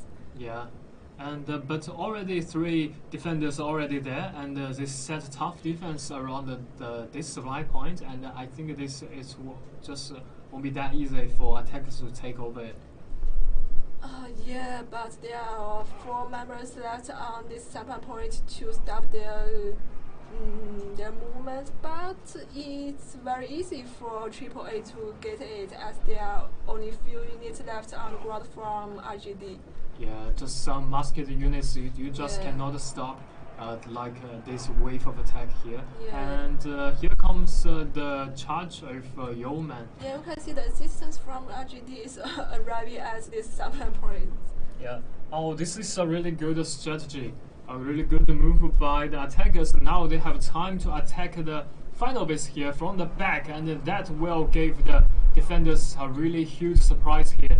And the defender just use their squad of cavalries, just come down to the this supply point and make a great loss to attackers. And also the defenders from another direction, they come to this supply point at the same time, and now all the defenders, all the attackers around this supply point are surrounded by the defenders here, and they consumed a lot of units to claim this supply point.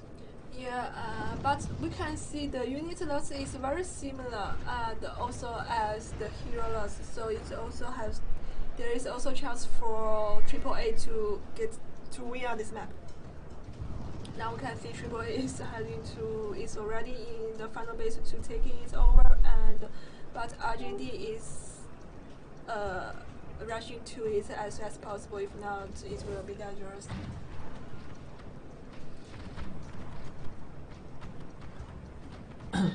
And now the defenders are come back to defend their final base here, and only several attackers around the final base. I think that this is really not good for them, because they only have like 640 units left. I think most of them are low-tier units, are really not good enough for taking over the final base, and they really need to organize well and to prepare for the next wave of attack here. Yeah, we can see AAA is preparing and organizing their units behind that small building wall and setting up some archers attacking the point, and we can see there are 10 trap chairs left for AAA, but they didn't claim it. Yeah, and the supply points next to the base have already taken over by taken back by defenders. Defenders now have already set up some gunners behind the line, and also some artilleries around the final base, and that will make a great trouble to the attackers. We can see RGD can't wait their attack from blue team. They just go once through. They just move forward to the to that point where AAA is hidden. So I, to be honest, I don't see the aggressive attitude from AAA as an attacking side. Yeah, some masked units keep shooting and make some damage to the attackers. Attackers know the time is really not enough, and the time is talking all the time. And they released another wave of attack and try to attack the final base. They know this is the time they have to do this, and win the Hussars and Imperial Guards and Halberdiers, and all charging at the same time to the final base. Finally, they did something on this map. They are heading to the final base. That must be the final attack for them. Yeah, come on, just fill up the final base with infantry and militia and make sure the defenders cannot approach. And the defenders, come on, just use your cavalries and artillery to nail down all of the attackers around the final base. Yeah, just rush to the final base. It will be the final chance for both sides. Which team will be just decided by this point, this final attack and the final defense. Yeah, very good news that attackers still have 8 chamber shots, and but time is really not good enough for them. And here comes another wave of attack by defenders. Yeah, the defense from the Hussar charge has destroyed a lot of troops from the attacker side, and there are only 300 units left for AAA. That must be some low tier units at the surface, so it's very hard for them to do any attack to the final base. Yeah, 1 minute left, only 7 heroes alive of attackers, and now I think the time is really not good enough for them to fight back. So the defenders have a greater chance to win in this game. Yeah, and I have to say we can just congratulate to RGD and Max. Yeah, now all defenders are allowed from the final base. They are pursuing AAA heroes. Yeah, they want to chase down everyone with attackers. Yeah, but I had to say AAA wasted a lot of time at the beginning. Yeah, the Wizards really wasted a lot of time in the beginning, especially it's pushing for the siege towers. Yeah, you must do something, although your siege tower didn't approach to the city wall. Yeah, they seemed like spent like 7 or 8 minutes to push for the siege towers, and that is really bad to see. Yeah, there are still 2 gates for you to get access to the internal city, so don't put too much efforts on pushing siege tower. Yeah, and congratulations to RGD, and let's see the MP from the AAA. It's Lord W, and he got 3 kills, 1 death, 5 assists, and killed 79 troops in this match, but he dealt 77,708 damage to hero. That was very remarkable KDA here. So I just see the MVP from RGD side. He got 12 kills, 2 deaths and 6 assists. Also killed 148 troops. Wow, it's amazing that he got 12 kills. Yeah, and also deals like 126,744 damage to hero. And the Philips spec, this guy is absolutely like ridiculous. Like, you know, the KDA is crazy. Yeah, and we can see both teams' MVP is Dual Blade. Dual Blades, yeah. Yeah, Dual Blades. Okay, you are very good at killing hero. I have to say Philips spec. Yeah. Hero killer. Yeah, the Philips spec in this game, he played like a real assassin. Yeah, like the Dual Blades. They did all of the things that the Dual Blades should do. And that is really good. Yeah, and so very looking forward to your performance for the following match, which will be held at Valley Fortress. Yeah, and this game proved again that the Harbor City, it's the very beginning of the game. You really need to pace up to push forward the siege towers. You just cannot waste so many time on pushing forward the siege towers, because after claiming A, you need to attack the rest of the supply points inside the city, and that will consume a lot of time. After claiming the points, supply point just won't extend your time, and so the time is really important. It's so basically we can say at the beginning of the game, it's a matter of time.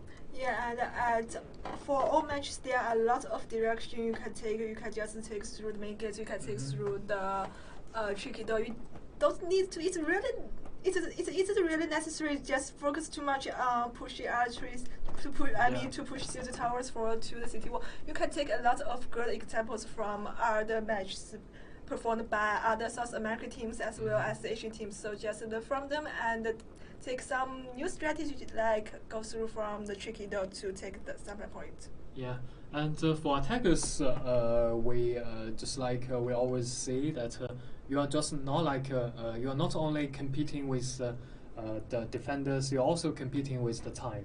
So for defenders, for you guys, you are also you are not only defeating the attackers, you are also wasting their times, and that is very important for both sides. And I think in the game, both sides need to remember that rule and keep that in mind, and that will do a lot of help to their game.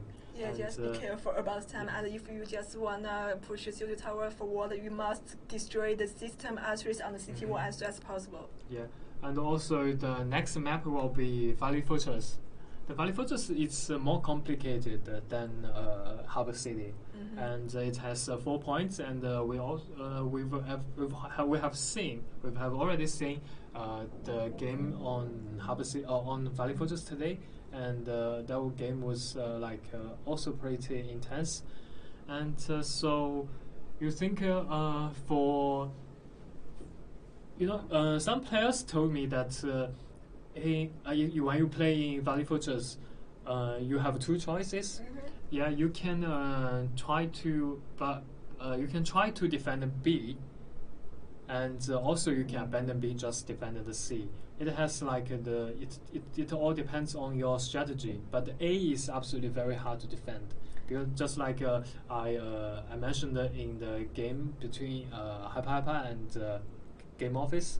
And on the left side, the siege tower, when the attacker successfully pushing forward to the city walls, they can set some gunners and artillery there, and they can do a lot of damage on point A. And for the defender, they have no way to escape and have to take that damage from attackers. So that makes A very hard to defend.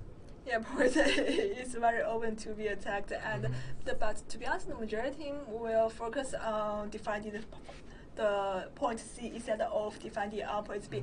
For the previous matches on South American division, I never see a team defending on point B. So I'm not sure if Triple A will do the same as their previous teams, but I think Triple A can give some surprise to us, just what they did at Harbor City. Yeah. I think both teams are pretty ready now. The game is about to start, and let's see what they will bring to us on this Valley Fortress. Yeah, the battle is about to start just in 30 seconds. Just looking forward to their performance as which team will win, and will we have any chance to see their performance on grassland? Yeah. I hope to see more games on Halo Field personally. Yeah, that is one of my favorite maps. But Halo Field is hardly be picked on South American division. Yeah, this time the CBL changed me a lot on maps. In the past I don't like to play Continentalist, but this season CBL I watched a lot of. Beautiful games on Continentalist and Valley Fortress, so No, I'm a fan of these two maps. But our COG battle matchmaking is a random system. You can't say if you will have a Continental Police map or a Valley Fortress map. So good luck, brother. Hope you can get this map as soon as possible. Yeah. So. So let's just wait for a little minutes, for a few minutes, just to see if the battle is about to start. Hey Jessica, could you show the...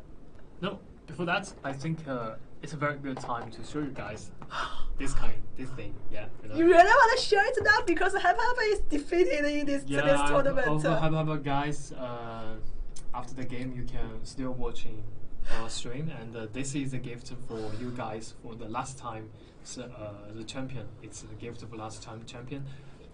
It's a very beautiful kit, and it's based on our last season's last season's game story. Season Snowstorm. Yeah, the protagonist Roro. Yeah, it's very beautiful and with very subtle details and.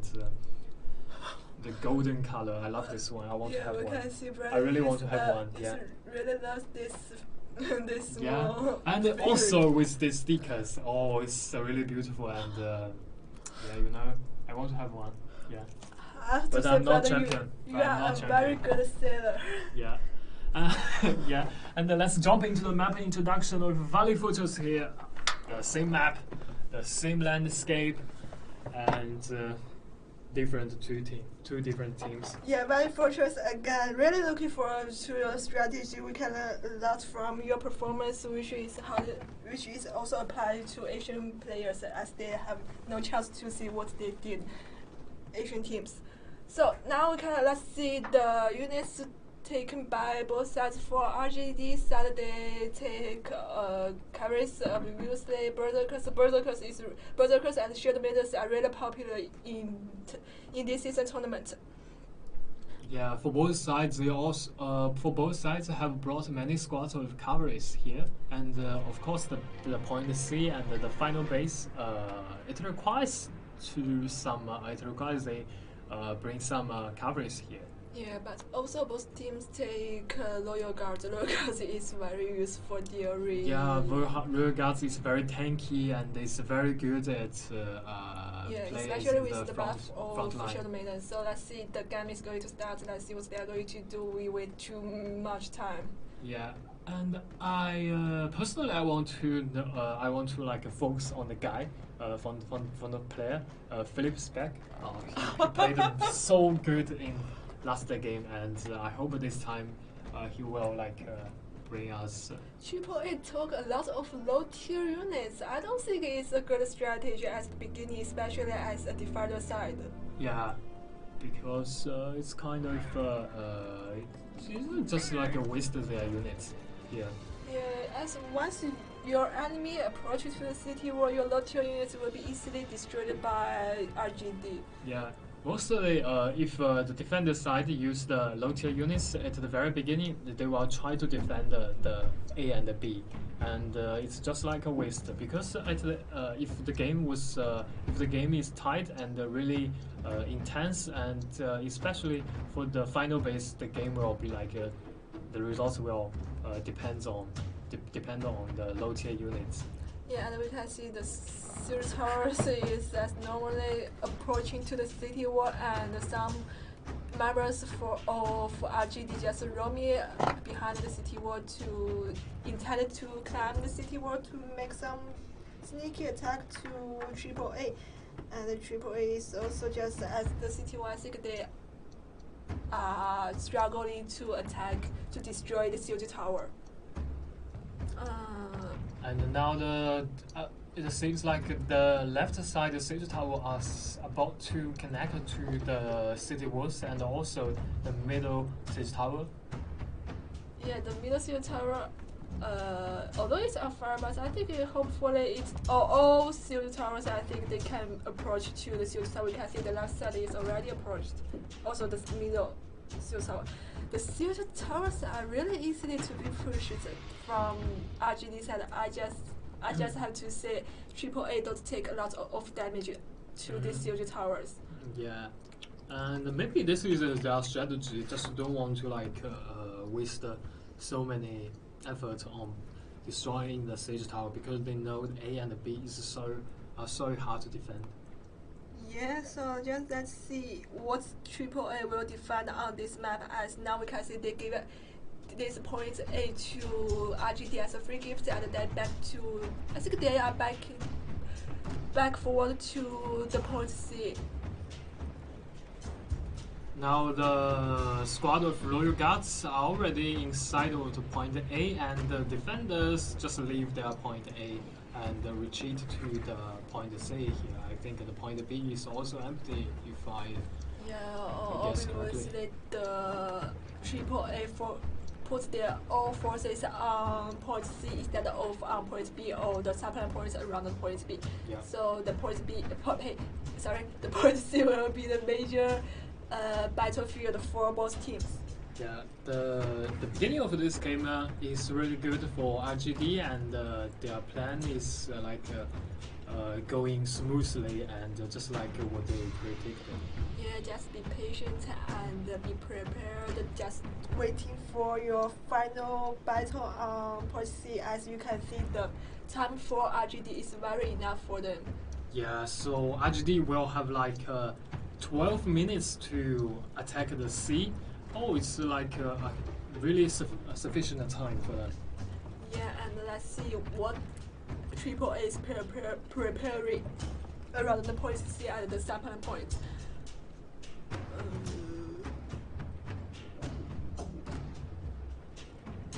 Now all defenders are around the point C, and they are waiting for the attackers to come on in. And the attackers are really well organized, and all of their units are already in formation in front of the gate in both paths. I think the problem on AAA is that they don't have a very good organization. They don't gather all their members. There's no that guys. Paul don't let you fall down from the city walls and soon got killed. Yeah, be careful. Maybe this is your one step for you, but a big step for the attackers. Yeah, they can get a lot of confidence killing you. And we can see a masked guy is climbing the wall, but stopped by the long sword guy.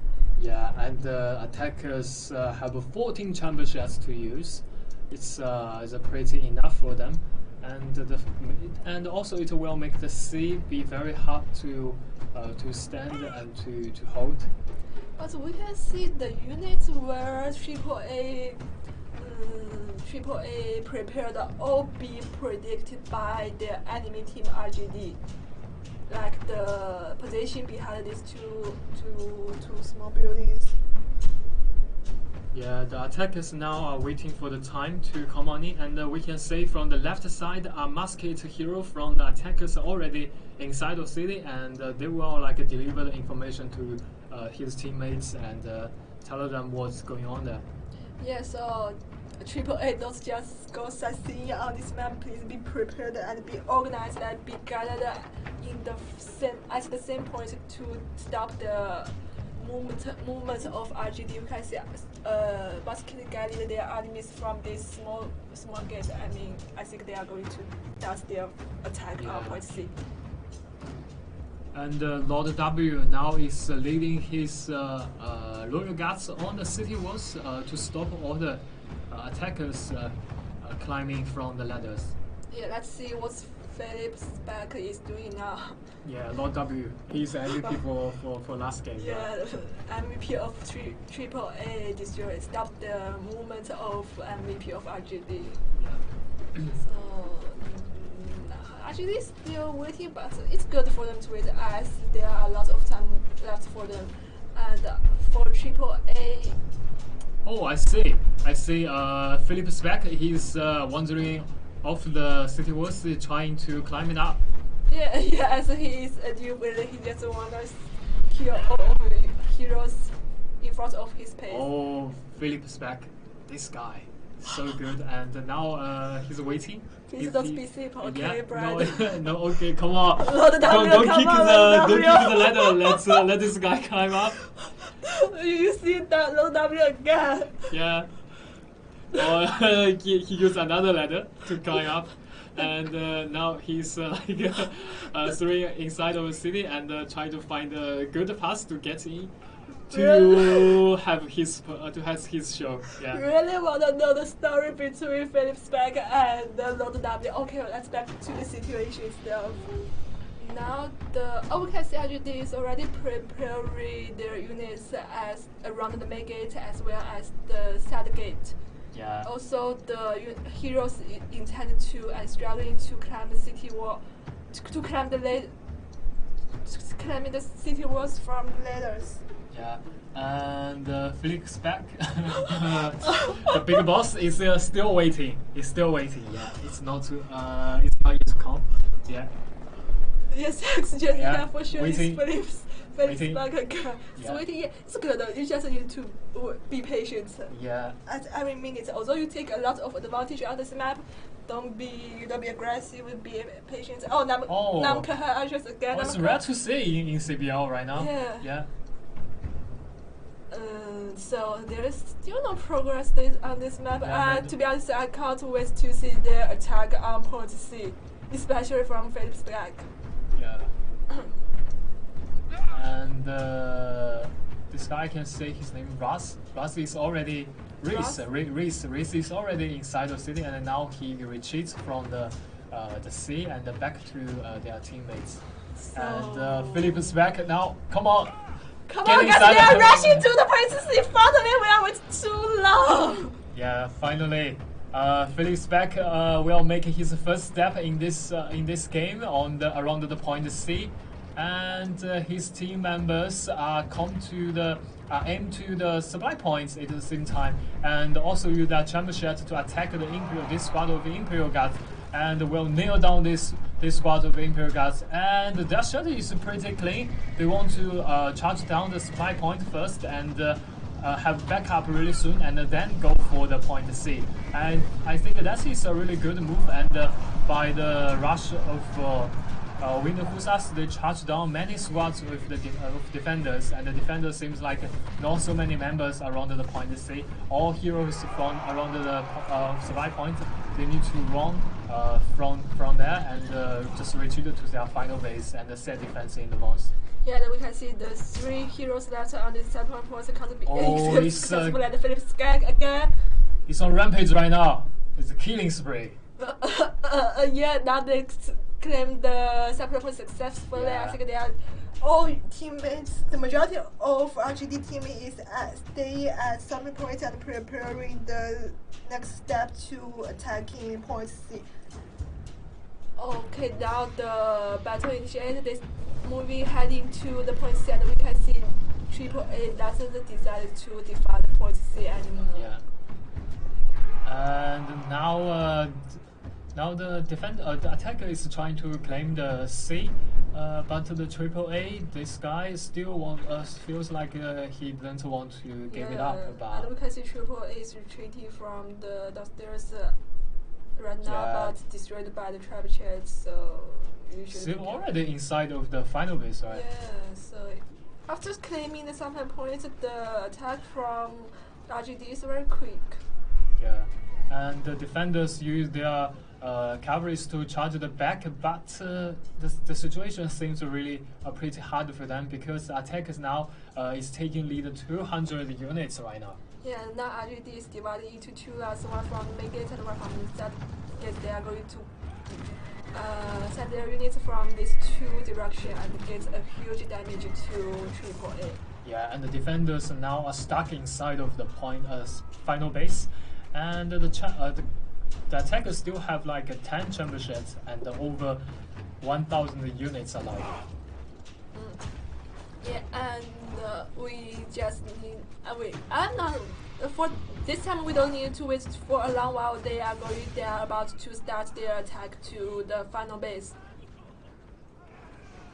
Yeah, the attackers are using Nafa guards to nail down all the defenders around the main gate, and but this expedition knight try to fight back, and the expedition knights, they are so tanky. Oh, come on, here comes another wave of charge. Yeah, after seeing the wave of charge, this expedition has just retreated. So, yeah, good decision. Don't lose any more units.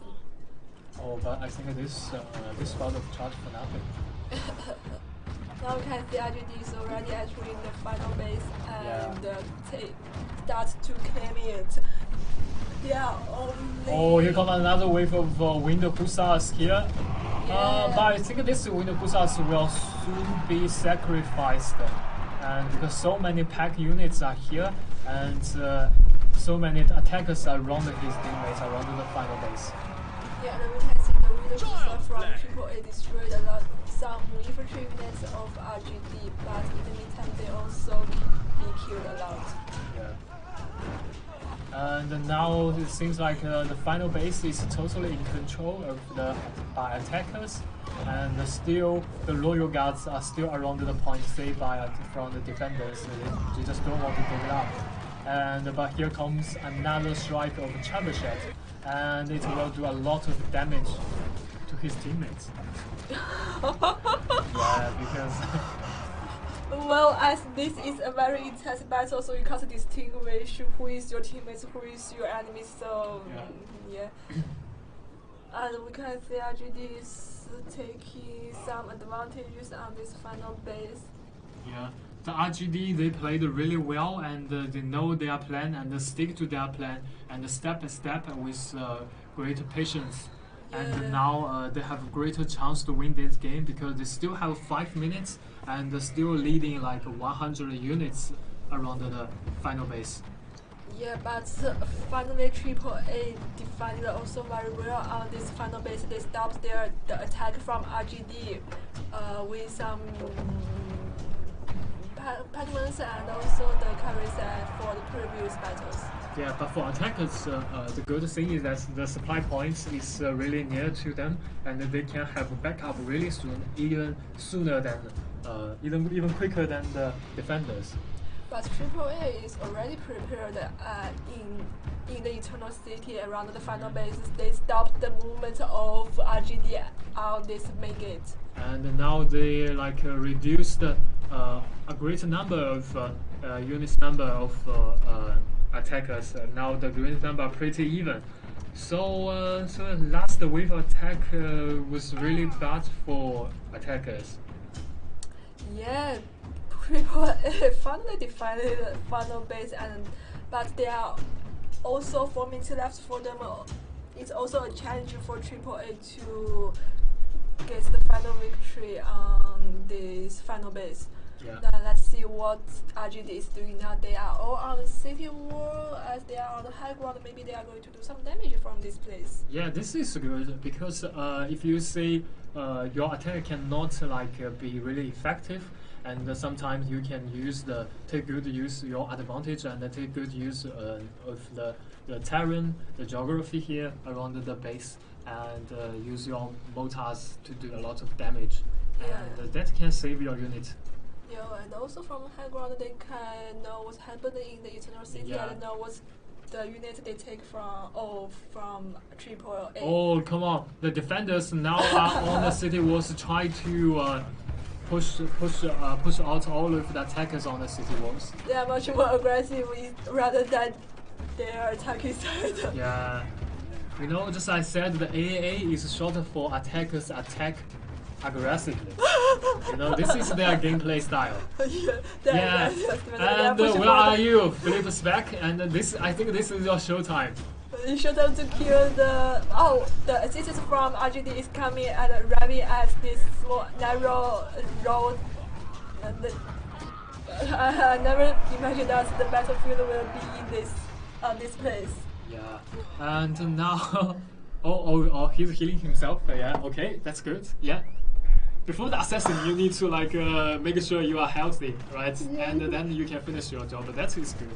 And now, come on, Philip Speck. After healing yourself, it's time to do some attack and make some make yourself be the real MVP. Yeah, we can see Triple A says they never got a scenario get that the scenario road that is very smart. But in the meantime, RGD is rushing into the internal city and rushing to the final base. But we can see the majority of Triple A is RGD is here. RGD is already inside of the final base, and the defenders just want to strike back. Now the battle is being chaotic, and here comes another strike of Chamber Shed, just aiming for this Hobbitius. Yeah, now RGD is just rushing to the final base. They are setting up archery. They are going to take the final base. I think it's their final chance for them to do this attack to the final base. Yeah. But the time is really not enough right now. But I have to say, now AAA has more units than RGD. Yeah. And so it seems like on the city, the battles on the city walls, it consumed a lot of units for the attackers. So now the defenders now is totally in control around the final base, and the time is really not enough for attackers. They still find no way to get in. Yeah, that is a little surprising because RGD has a huge advantage at the beginning and in the middle of this match. Now, I have to say congratulations to AAA, and we are going to start the field battle. Yeah, and this game is like so many ups and downs for the defenders and also for the attackers. Like the attackers is kind of took lead like for the whole match. And but for the last 4 minutes, they just cannot keep the advantage. Yeah, although they claim the 7 points outside the city, they don't get a good chance to get access to the final base. And we can see now, AAA just need to wait until the match ends. And now the Pike Militia is killing spree. It's time for showtime for all of the units that the defender have. Yeah, now AAA is rushing outside the city like an attacker. Finally, you become an attacker. Yeah, another game 3. Congratulations to AAA. Attackers attack aggressively, right? Yeah. And let's see the MVP from Rizzo. Yeah, 2 kills, no deaths, 7 assists, and killed 107 units. I noticed that this time the Philip spec did not perform as good as the last time. He only killed one hero and 1 assist and 43 units. And let's see the MVP from another side. The MVP of AAA is AAA got 2 kills, 1 death, and 8 assists. Also killed 131 ships. That is a very good, better result than your previous match. Yeah, Green Hall Herrick.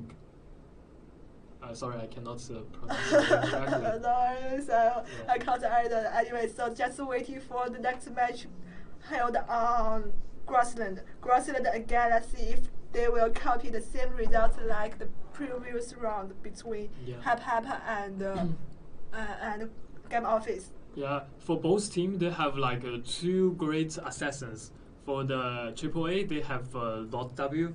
He performed also very well in this game.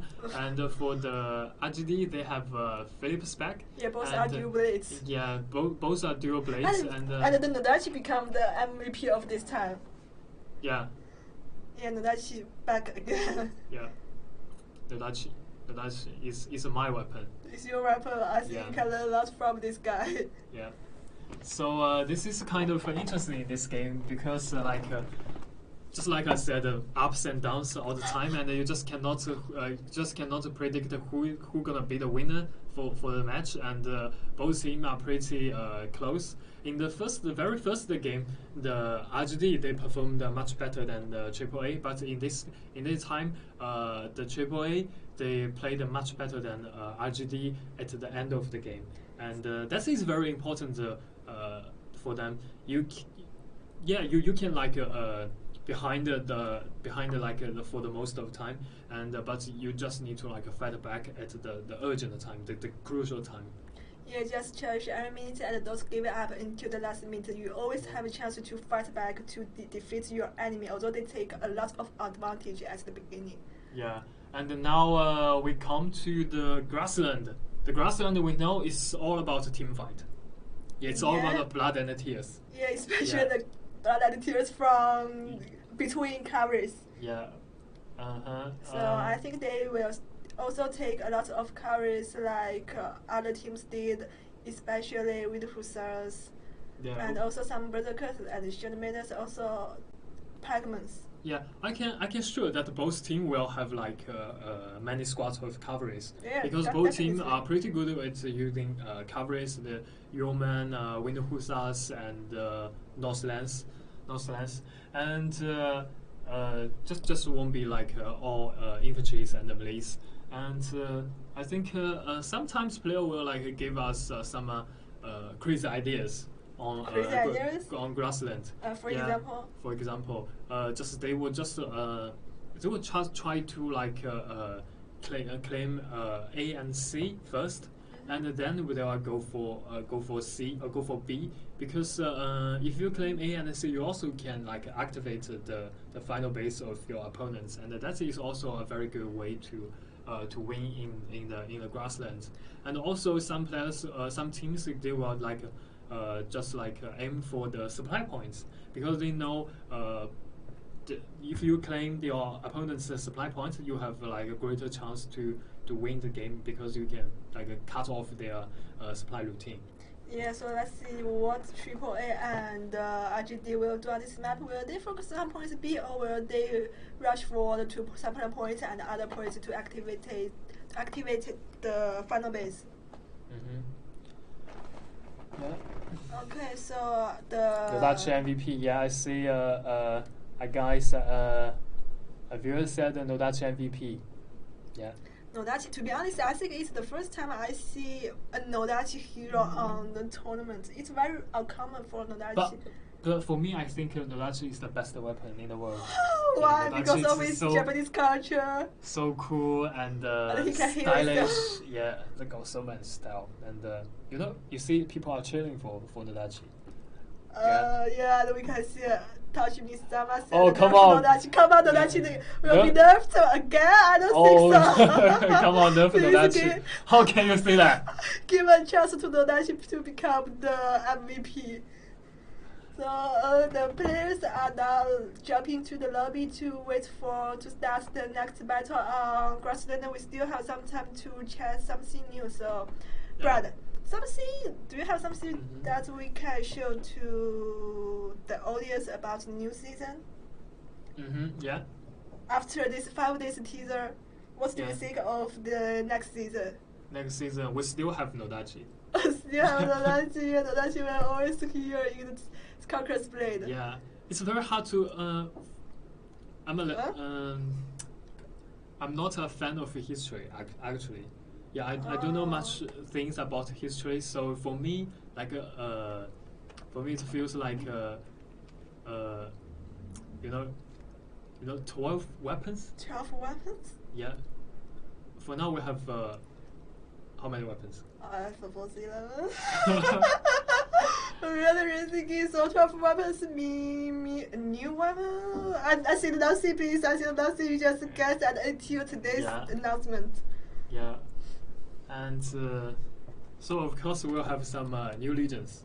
New legions. Of course, every season we have new legions. Yeah. And that will be very interesting. I'm really looking forward to seeing some new legions, because this time, for the Wolf of the Ragnarok, these 3 legions are totally different from the last seasons. And I hope for the new season we will have something much more special than these 3 units. So, Brad, as a Chinese, the first time you saw 289 years, what's your first impression on it? Please! I have no clue actually. I thought like a battle. That's lasted like 200. Which battle can last 289 units? Anyway, so the superhero battle. I think our players is much smart than you. So let's see what they guess, and let's see what theme will be for the next season. Okay, so I think the all players now are already in the lobby. The game is going to start, I suppose, in 30 seconds. The performance on Grassland. Which carries. So let's see which carrier they will take. Wind Husa and Yeoman, of course. So.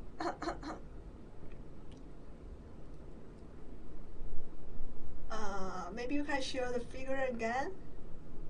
It's like a. So what's problem? These two teams, they have some. Yeah, it seems like they are still not ready. So, let me ask you.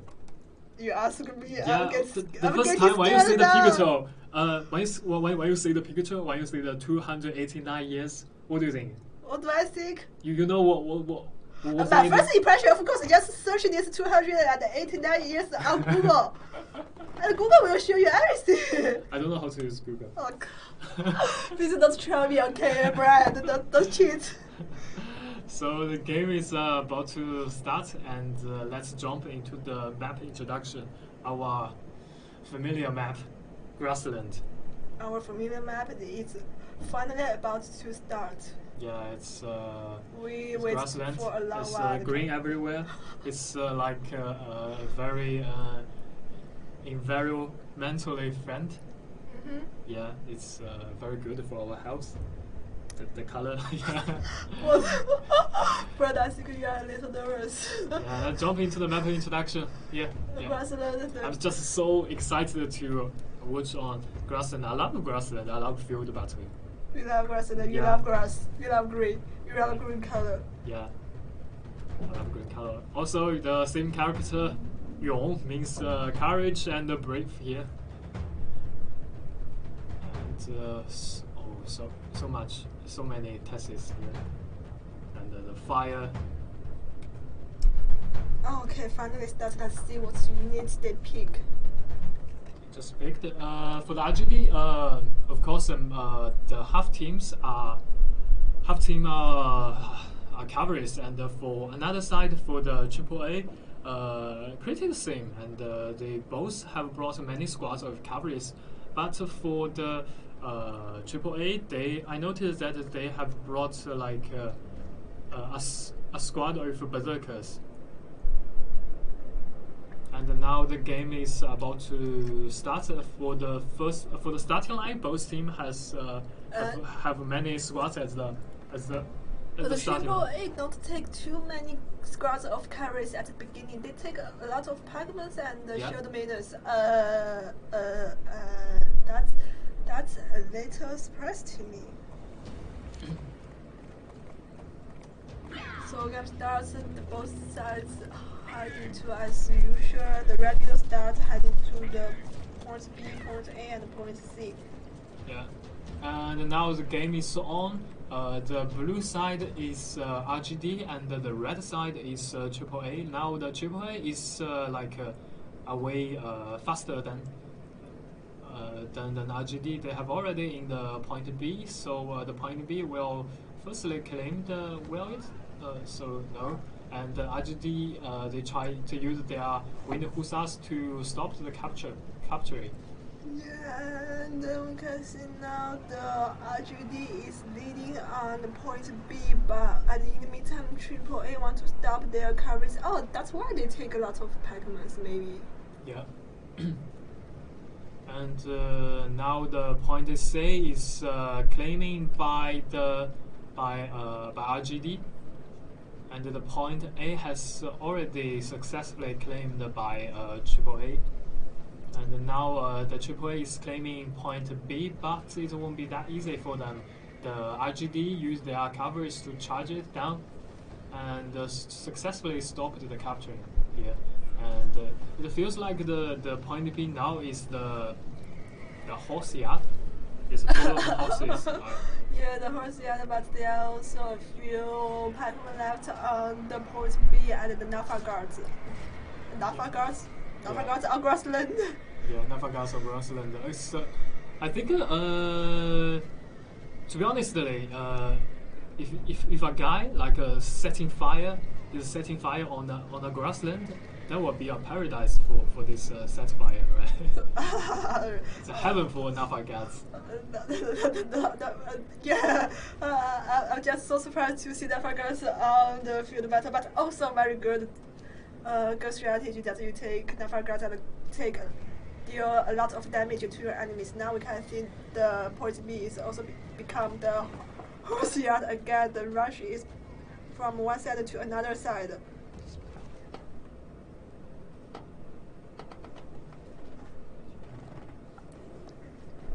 Now the RGD is claiming the point B in it.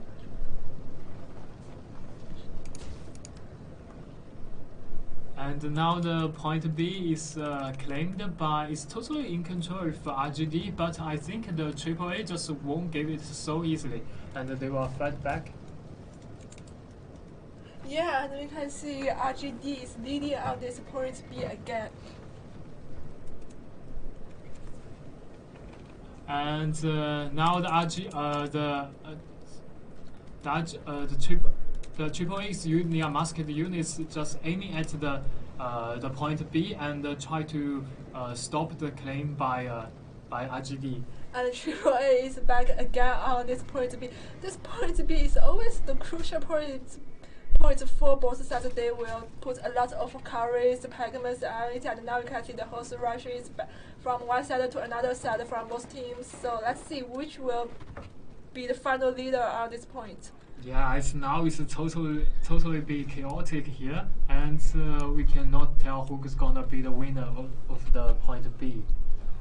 Yeah, hard to predict it, and you can see the units lost on both sides is very similar, so there is no advantage on units from both sides. They still continue horse rush from on this point B, and now we can see the majority of teams left on this ground is from AAA. Yeah, the AAA now is taking lead around the point A, and they have a greater chance for now to take the point B.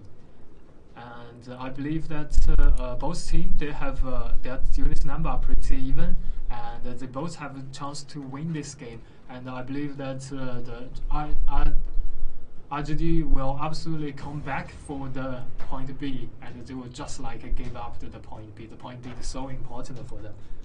Yeah, now we can see the blue team is back to their side, and maybe they are preparing their next attack to point B, or they are going to rush into point A to take another point from AAA side instead of focusing too much on point B, just like what you mentioned before. Now the RGD is just roaming around the grassland. They're still focusing on the point B. We can see some heroes leading their units, leading their carries, rushing to the B, right? To B or to another direction. I think they are going to point A. Yeah, they are changing their strategy here. Yeah. And that is really good. And now it seems like the AAA has already noticed that the guy at the A and see the attackers or see the attacking from the wave of attack from the RGD. They're just aiming for the point A. But obviously AAA has noted it. They're also back to the point A. Oh, maybe this is a strategy that's try to distract the attention from the B, and the rest of them will try to take out the B. Yeah, their team members are still hanging to the point B. Yeah. But all team members are divided into two parts, so it's also hard to predict the result of the point B. Yeah, the time is still not still enough, and the units number are pretty even. So both teams will just be patient and step by step. That will be okay. And the AAA now is holding tightly on A and the B, and more RGD members are coming for the point B, and the rest of them just like wandering off the point A and making great pressure to Triple A here. Yeah, Triple. Although sounds last time their attention has been attracted by RGD, but now you see the Philip Speck. He is far away from his team members, and he is trying to make some contribution to his team, and he wants to start attack from the back. But he doesn't take any units. He's a hero. His unit just far away from his side. I think he is going to lead his units. He just wants to make an ambush to the enemies. Yeah, but as he's a single here, now he's chasing by another member of Triple A. So let's back to the point B again. Triple A still. The RGD now is using the artillery to attack the point B, and now their members are already approached to the point B and set foot on it.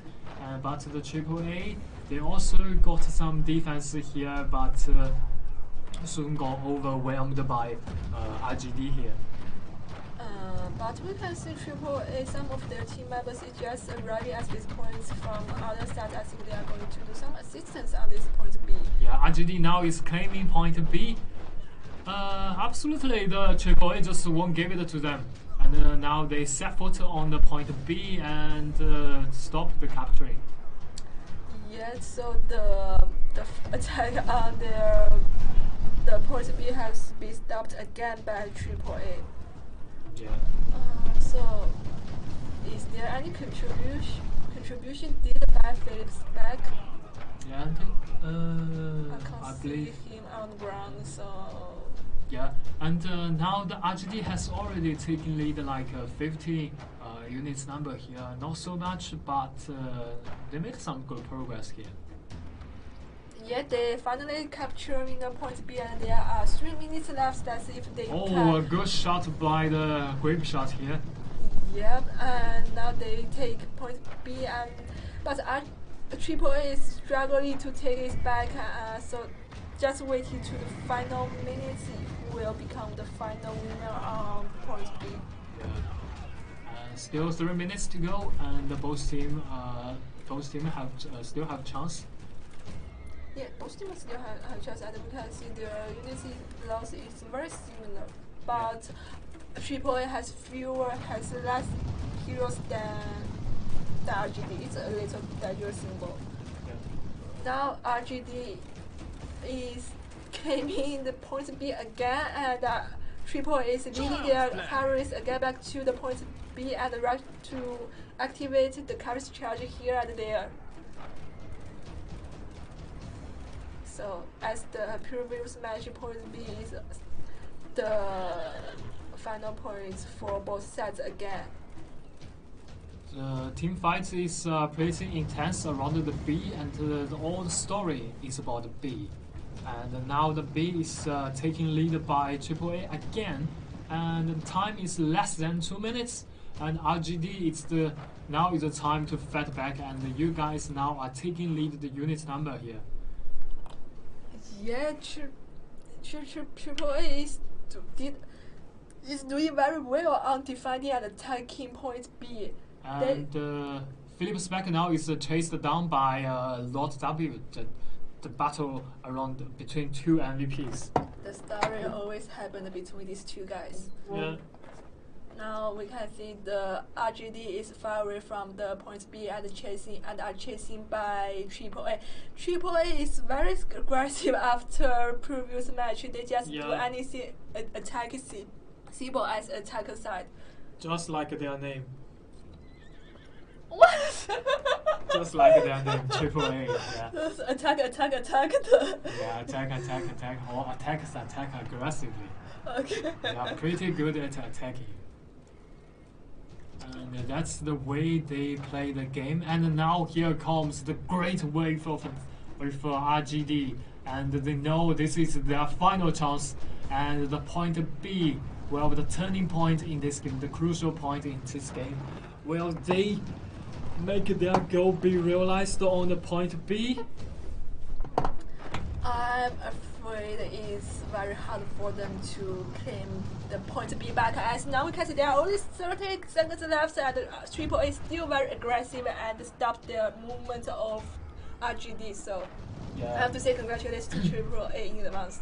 Yeah, and Triple A now is nailing down all of the RGD members here, and they are strongly holding the point B here. And the time only 5 seconds left. And let's say congratulations to Triple A. Yeah, although you lost one match, just same as the previous although lost the first match, you also got a lot of success for the following matches. Yeah, the MVP from RGD this time is RGD. In fact, he got 6 assists and 76 troops killed. And let's see the MVP from another side. It's Triple A, very hard to pronounce name. And he got 7 kills, 13 assists, and 99 troops killed. And bravo game. Bravo, congratulations RGD to become the second winner of today's tournament. And sorry, I said it wrong. I have to say congratulations to Triple A. Did I say Triple A? Yeah, you say Triple A. Okay, so I just lost. Sorry. Yeah. So the Triple A today's game is like they are playing like a roller coaster here today. They just like lose the first game and then back, and the ups and downs. They just like Gum Office did. Yeah. Yeah, so congratulations to Triple A and Gum Office to win today's tournament. Yeah, and it's totally a roller coaster day for Triple A, and they performed super good from the last round. When they against the HKA, and after beating the HKA, they are like the feelings are much better. And now this time, even they lose the first game and then they fought back. I love to say the story like this, you know, the story. Yeah, down and then bounce up and then to the top. So I hope that the AAA can go really far in this season as CBL and make something really great for your family, for your house, because we know that the RGD comes from the same house of they come from the same house, so you guys, yeah. It's kind of a family issue, yeah. You just kind of after this game, you win them, just give them a toast and have a drink, and then things will be fine. So hope you guys will keep performing good, and I think that is all for today's stream. And we will have still have a game for South American division on Thursday, UTC +8 at the same time. I think just the day after tomorrow. Yeah, just day after tomorrow. So see you guys then. Thank you for watching. Thank you for watching. Bye-bye. And don't forget to subscribe to our channel and make some thumb up here. And thank you guys. Thank you for watching here. See you next time. See you next time. Bye bye. Bye bye.